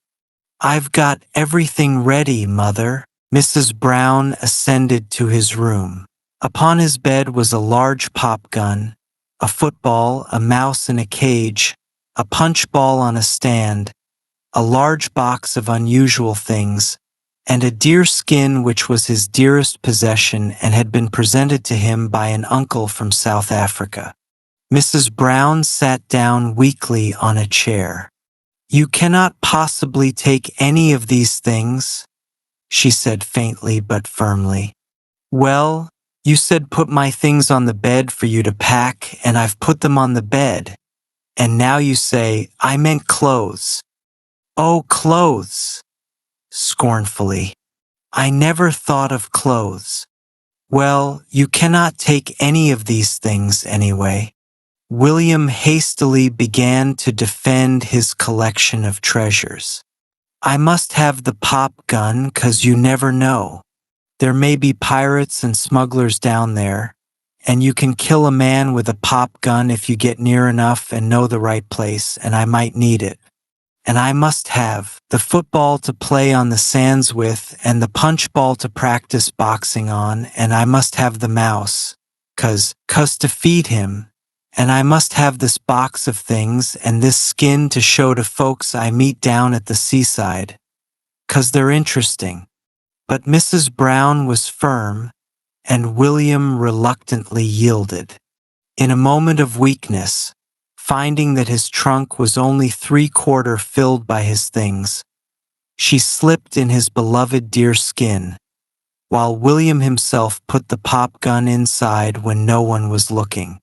They had been unable to obtain a furnished house, so had to be content with a boarding house. Mr. Brown was eloquent on the subject. "If you're deliberately turning that child loose into a boarding house full, presumably, of quiet, inoffensive people, you deserve all you get. It's nothing to do with me. I'm going to have a rest cure. I've disowned him. He can do as he likes." "It cannot be helped, dear," said Mrs. Brown mildly. Mr. Brown had engaged one of the huts on the beach chiefly for William's use, and William proudly furnished its floor with the deer skin. "It was killed by my uncle," he announced to the small crowd of children at the door who had watched with interest his painstaking measuring of the floor in order to place his treasure in the exact center. "He killed it dead, just like this." William had never heard the story of the death of the buck, and therefore had invented one in which he had gradually come to confuse himself with his uncle in the role of hero. "It was walking about and he met it. I hadn't got no gun, and it sprung at me and I caught hold of its neck with one hand and I broke off its horns with the other, and I knocked it over. And it got up and ran at him again, and I just tripped it up with my foot and it fell over again, and then I just give it one big hit with my fist right on its head, and it killed it and it died." There was an incredulous gasp. Then there came a clear, high voice from behind the crowd. "Little boy, you are not telling the truth." William looked up into a thin, spectacled face. "I wasn't telling it to you," he remarked, wholly unconcerned. A little girl with dark curls spoke quite needlessly in William's defense. "He's a very brave boy to do all that," she said indignantly. "So don't you go saying things to him." "Well," said William, flattered but modest, "I didn't say I did it, did I? I said my uncle, well, partly my uncle." Mr. Percival Jones looked down at him in righteous wrath. "You're a very wicked little boy. I'll tell your father, I'll tell your sister." For Ethel was approaching in the distance, and Mr. Percival Jones was in no way unwilling to converse with her. Mr. Percival Jones was a thin, pale, aesthetic would-be poet who lived and thrived on the admiration of the elderly ladies of his boarding house, and had done so for the past 10 years. Once he had published a volume of poems at his own expense. He lived at the same boarding house as the Browns, and had seen Ethel in the distance to meals. He had admired the red lights in her dark hair and the blue of her eyes, and had even gone so far as to wonder whether she possessed the solid and enduring qualities which he would require of one whom in his mind he referred to as his future spouse. He began to walk down the beach with her. "I should like to speak to you, about your brother, Miss Brown," he began. "If you can spare me the time, of course. I trust one do not, intrude or presume. He is a charming little man, but, I fear, not truthful. May I accompany you a little on your way? I am, much attracted to your, family. I, should like to know you all better.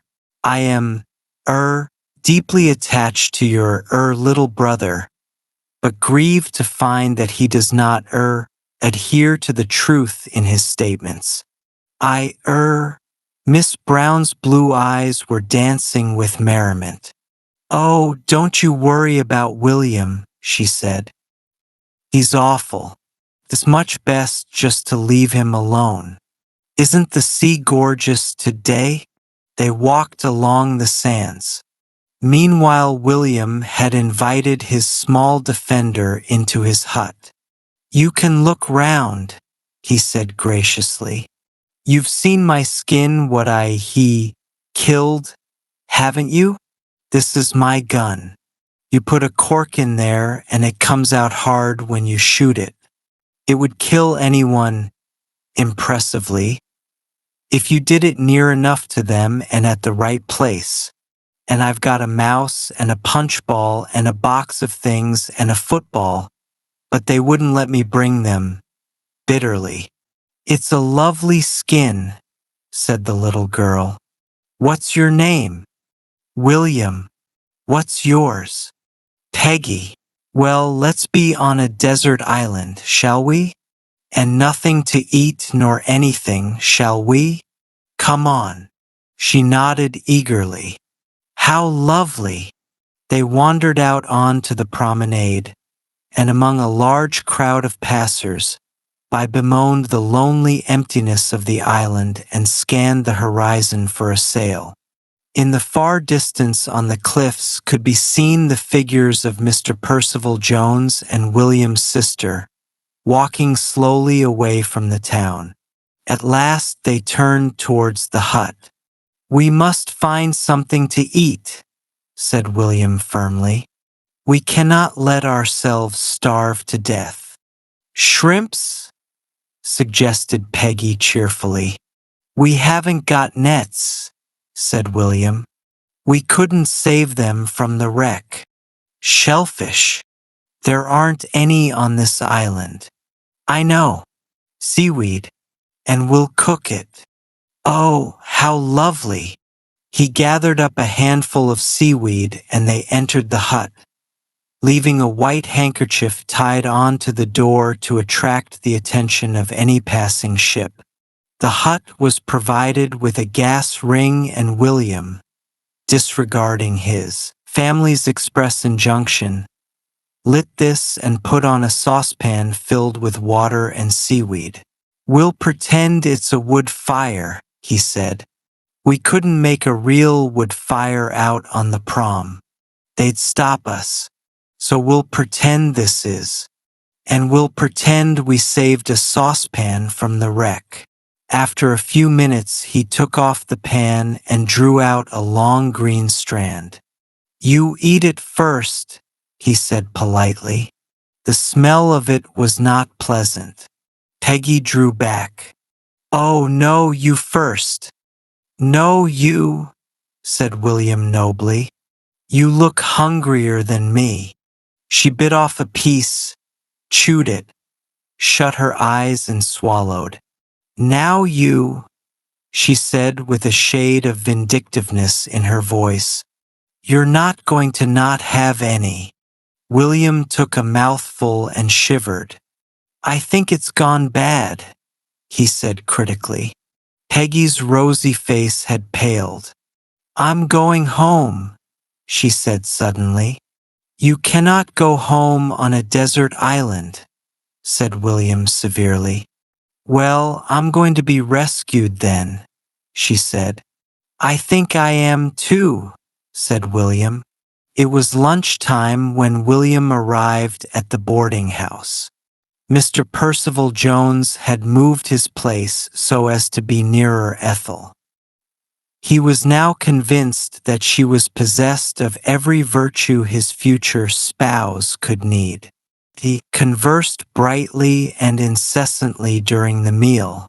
Mr. Brown grew restless.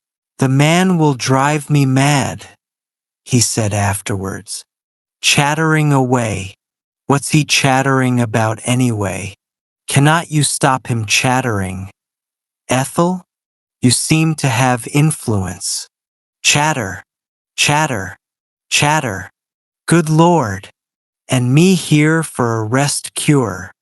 At this point he was summoned to the telephone and returned distraught. It's an unknown female, he said. She says that a boy of the name of William from this boarding house has made her little girl sick by forcing her to eat seaweed. She says it's brutal. Does anyone know I'm here for a rest cure? Where is the boy? Good heavens! Where is the boy? But William, like Peggy, had retired from the world for a space. He returned later on in the afternoon, looking pale and subdued. He bore the reproaches of his family in stately silence. Mr. Percival Jones was in great evidence in the drawing room. And soon the spring will be with us once more, he was saying in his high-pitched voice as he leant back in his chair and joined the tips of his fingers together. The spring, the spring. I have a little effort composed on the coming of spring will read to you sometime if you will be kind enough to criticize impartially. Criticize, they chorused. It will be above criticism. Oh, do read it to us, Mr. Jones. I will this evening. His eyes wandered to the door, hoping and longing for his beloved's entrance. But Ethel was with her father at a performance at the Winter Gardens, and he looked and longed in vain. In spite of this, however, the springs of his eloquence did not run dry, and he held forth ceaselessly to his little circle of admirers. The simple, pleasures of nature. How few of us, alas, have the, gift of appreciating them rightly. This, little seaside hamlet with its, sea, its, promenade, its, winter gardens. How beautiful it is. How few appreciate it rightly. Here William entered and Mr. Percival Jones broke off abruptly. He disliked William. Ah, here comes our little friend. He looks pale. Remorse, my young friend? Beware of untruthfulness. Beware of the beginnings of a life of lies and deception. He laid a hand on William's head and cold shivers ran down William's spine. Be good, sweet child, and let who will be clever, as the poet says. There was murder in William's heart. At that minute Ethel entered. No, she snapped. I sat next a man who smelt of bad tobacco. I hate men who smoke bad tobacco. Mr. Jones assumed an expression of intense piety. I may boast, he said, that I have never thus soiled my lips with drink or smoke. There was an approving murmur from the occupants of the drawing room. William had met his father in the passage outside the drawing room. Mr. Brown was wearing a hunted expression. "Can I go into the drawing room?" he said bitterly. "Or is he chattering away in there?" They listened. From the drawing room came the sound of a high-pitched voice. Mr. Brown groaned. "Good Lord," he moaned. "And I'm here for a rest cure, and he comes chattering into every room in the house. Is the smoking room safe? Does he smoke?" Mr. Percival Jones was feeling slightly troubled in his usually peaceful conscience. He could honestly say that he had never smoked. He could honestly say that he had never drank. But in his bedroom reposed 2 bottles of brandy, purchased at the advice of an aunt in case of emergencies. In his bedroom also was a box of cigars that he had bought for a cousin's birthday gift, but which his conscience had finally forbidden to present. He decided to consign these 2 emblems of vice to the waves that very evening.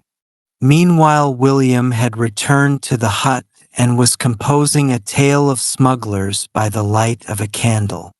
He was much intrigued by his subject. He wrote fast in an illegible hand in great sloping lines, his brows frowning, his tongue protruding from his mouth as it always did in moments of mental strain. His sympathies wavered between the smugglers and the representatives of law and order. His spelling was the despair of his teachers. "Ho!" says Dick Savage, he wrote. "Roll the bottles of beer up the beach. Fill your pockets with the tobacco from the boat. Quick, now. We are observed." He looked round in the darkness. In less time than what it takes to write this, he was surrounded by policemen and stood, proud and defiant, in the light of their electric torches. "Surrender!" cried one, holding a gun at his brain and a drawn sword at his heart. "Surrender or die." "Never," said Dick Savage, throwing back his head, proud and defiant. "Never. Do to me what you will, you dirty dogs. I will never surrender. Sooner will I die." One cruel brute hit him a blow on the lips and he sprang back, snarling with rage. In less time than what it takes to write this, he had sprung at his torturer's throat and his teeth met in one mighty bite. His torturer dropped dead and lifeless at his feet. "Ho!" cried Dick Savage, throwing back his head, proud and defiant again. "So dies any of you what insults my proud manhood. I will meet my teeth in your throats." For a minute they stood trembling. Then one, bolder than the rest, leapt forward and tied Dick Savage's hands with rope behind his back. Another took from his pockets bottles of beer and tobacco in large quantities. "Ho!" they shouted. "Ho!" Dick Savage the smuggler caught at last. Dick Savage gave one proud and defiant laugh, and, bringing his tied hands over his head, he bit the rope with one mighty bite. "Ho! Ho!" he cried, throwing back his proud head. "Ho! Ho! You dirty dogs!" Then, drinking a large bottle of poison he had concealed in his shirt, he fell dead and lifeless at their feet. There was a timid knock at the door and William, scowling impatiently, rose to open it. "What d'you want?" he said curtly. A little voice answered from the dusk. "It's me, Peggy. I've come to see how you are, William. They don't know I've come. I was awful sick after that seaweed this morning, William." William looked at her with a superior frown. "Go away," he said. "I'm busy." "What you doing?" she said, poking her little curly head into the doorway. "I'm writing a tale." She clasped her hands. "Oh, how lovely. Oh, William, do read it to me. I'd love it." He opened the door and she took her seat on his deer skin on the floor, and William sat by the candle, clearing his throat for a minute before he began. During the reading, she never took her eyes off him. At the end, she drew a deep breath. "Oh, William, it's beautiful. William, are there smugglers now?"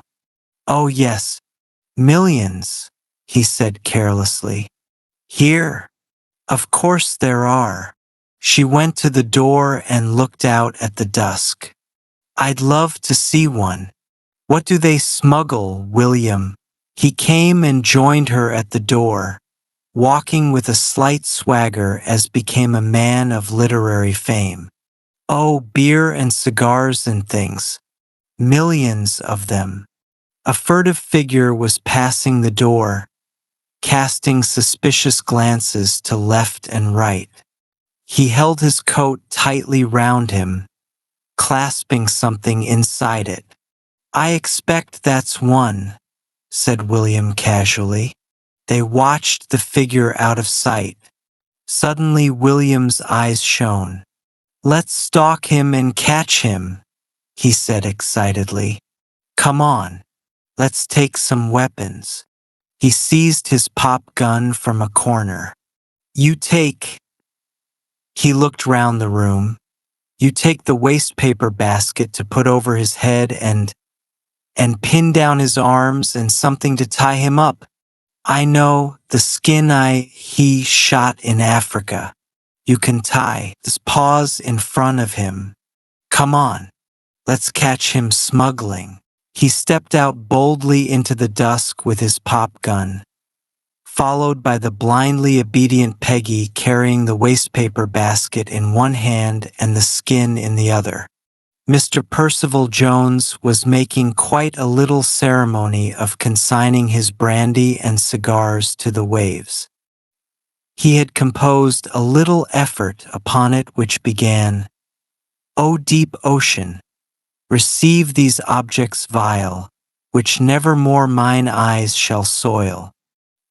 He went down to the edge of the sea and, taking a bottle in each hand, held them out at arm's length, while he began in his high-pitched voice, "O deep ocean, receive these."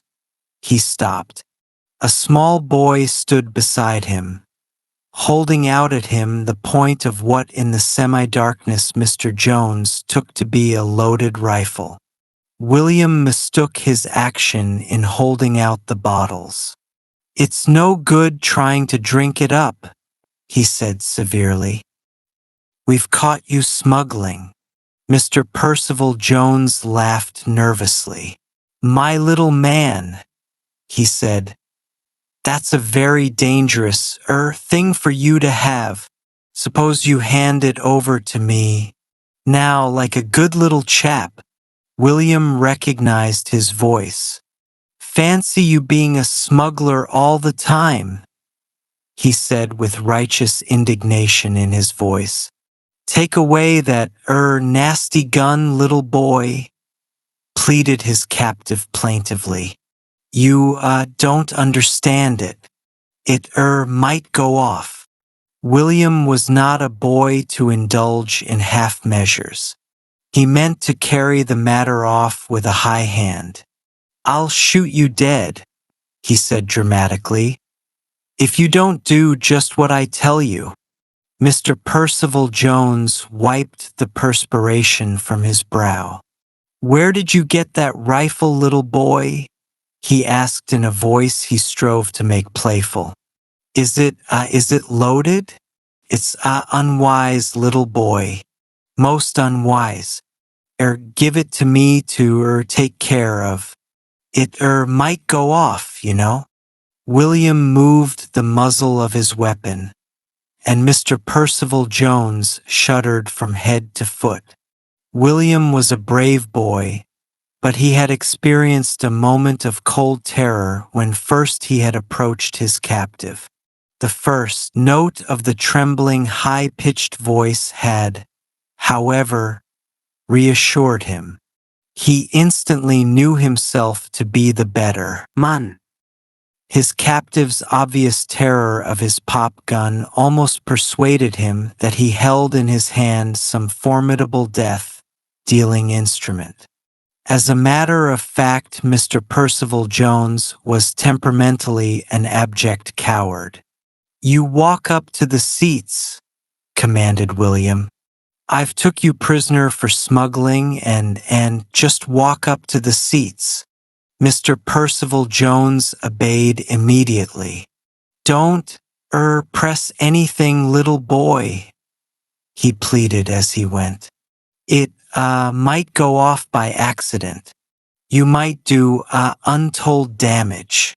Peggy, armed with the wastepaper basket and the skin, followed open-mouthed. At the seat, William paused. "Peggy, you put the basket over his head and pin his arms down, case he struggles, and tie the skin what I shot round him, case he struggles." Peggy stood upon the seat and obeyed. Their victim made no protest. He seemed to himself to be in some horrible dream. The only thing of which he was conscious was the dimly seen weapon that William held out at him in the darkness. He was hardly aware of the wastepaper basket thrust over his head. He watched William anxiously through the basket work. "Be careful," he murmured. "Be careful, boy." He hardly felt the skin which was fastened tightly round his unresisting form by Peggy, the tail tied to one front paw. Unconsciously, he still clasped a bottle of brandy in each arm. Then came the irate summons of Peggy's nurse through the dusk. "Oh, William," she said, panting with excitement. "I don't want to leave you. Oh, William, he might kill you. You go on." "I'm all right," he said with conscious valor. "He cannot do nothing, 'cause I've got a gun and I can shoot him dead." Mr. Percival Jones shuddered again. "And he's all tied up and I've took him prisoner and I'm going to take him home." "Oh, William, you are brave," she whispered in the darkness as she flitted away to her nurse. William blushed with pride and embarrassment. Mr. Percival Jones was convinced that he had to deal with a youthful lunatic, armed with a dangerous weapon, and was anxious only to humor him till the time of danger was over and he could be placed under proper restraint. Unconscious of his peculiar appearance, he walked before his captor, casting calming glances behind him. "It's all right, little boy," he said soothingly. "Quite all right. I'm, your friend. Don't, get annoyed, little boy. Don't, get annoyed. Won't you put your gun down, little man? Won't you let me carry it for you?" William walked behind, still pointing his pop gun. "I've took you prisoner for smuggling," he repeated doggedly. "I'm taking you home. You're my prisoner. I've took you." They met no one on the road, though Mr. Percival Jones threw longing glances around, ready to appeal to any passer-by for rescue. He was afraid to raise his voice in case it should rouse his youthful captor to murder.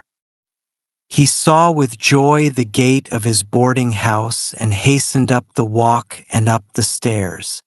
The drawing-room door was open. There was help and assistance. There was protection against this strange persecution. He entered, followed closely by William. It was about the time he had promised to read his little effort on the coming of spring to his circle of admirers. A group of elderly ladies sat round the fire awaiting him. Ethel was writing. They turned as he entered, and a gasp of horror and incredulous dismay went up. It was that gasp that called him to a realization of the fact that he was wearing a wastepaper basket over his head and shoulders, and that an old fur rug was tied round his arms. "Mr. Jones!" they gasped. He gave a wrench to his shoulders, and the rug fell to the floor, revealing a bottle of brandy clasped in either arm. "Mr. Jones!" they repeated. "I caught him smuggling," said William proudly. "I caught him smuggling beer by the sea, and he was drinking those 2 bottles he'd smuggled, and he had thousands and thousands of cigars all over him. And I caught him, and he's a smuggler, and I brought him up here with my gun. He's a smuggler, and I took him prisoner." Mr. Jones, red and angry, his hair awry, glared through the wickerwork of his basket. He moistened his lips. "This is an outrage," he said. Horrified elderly eyes stared at the incriminating bottles. "He was drinking them by the sea," said William. "Mr. Jones!" they chorused again.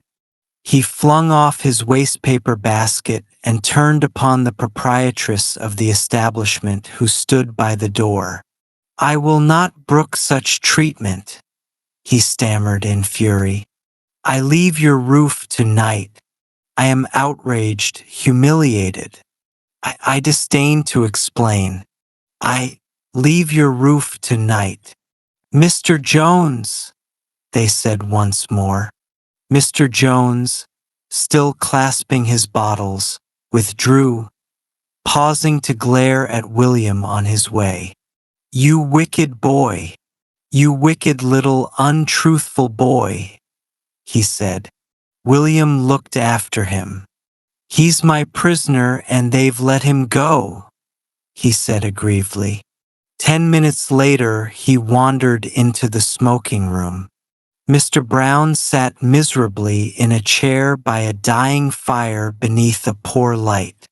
"Is he still chattering there?" he said. "Is this still the only corner where I can be sure of keeping my sanity? Is he reading his beastly poetry upstairs? Is he—" "He's going," said William moodily. "He's going before dinner. They've sent for his cab. He's mad 'cause I said he was a smuggler. He was a smuggler 'cause I saw him doing it, and I took him prisoner, and he got mad, and he's going. And they're mad at me 'cause I took him prisoner. You'd think they'd be glad at me catching smugglers, but they're not." Bitterly. "And Mother says she'll tell you, and you'll be mad too," and Mr. Brown raised his hand. "1 minute, my son," he said. "Your story is confused.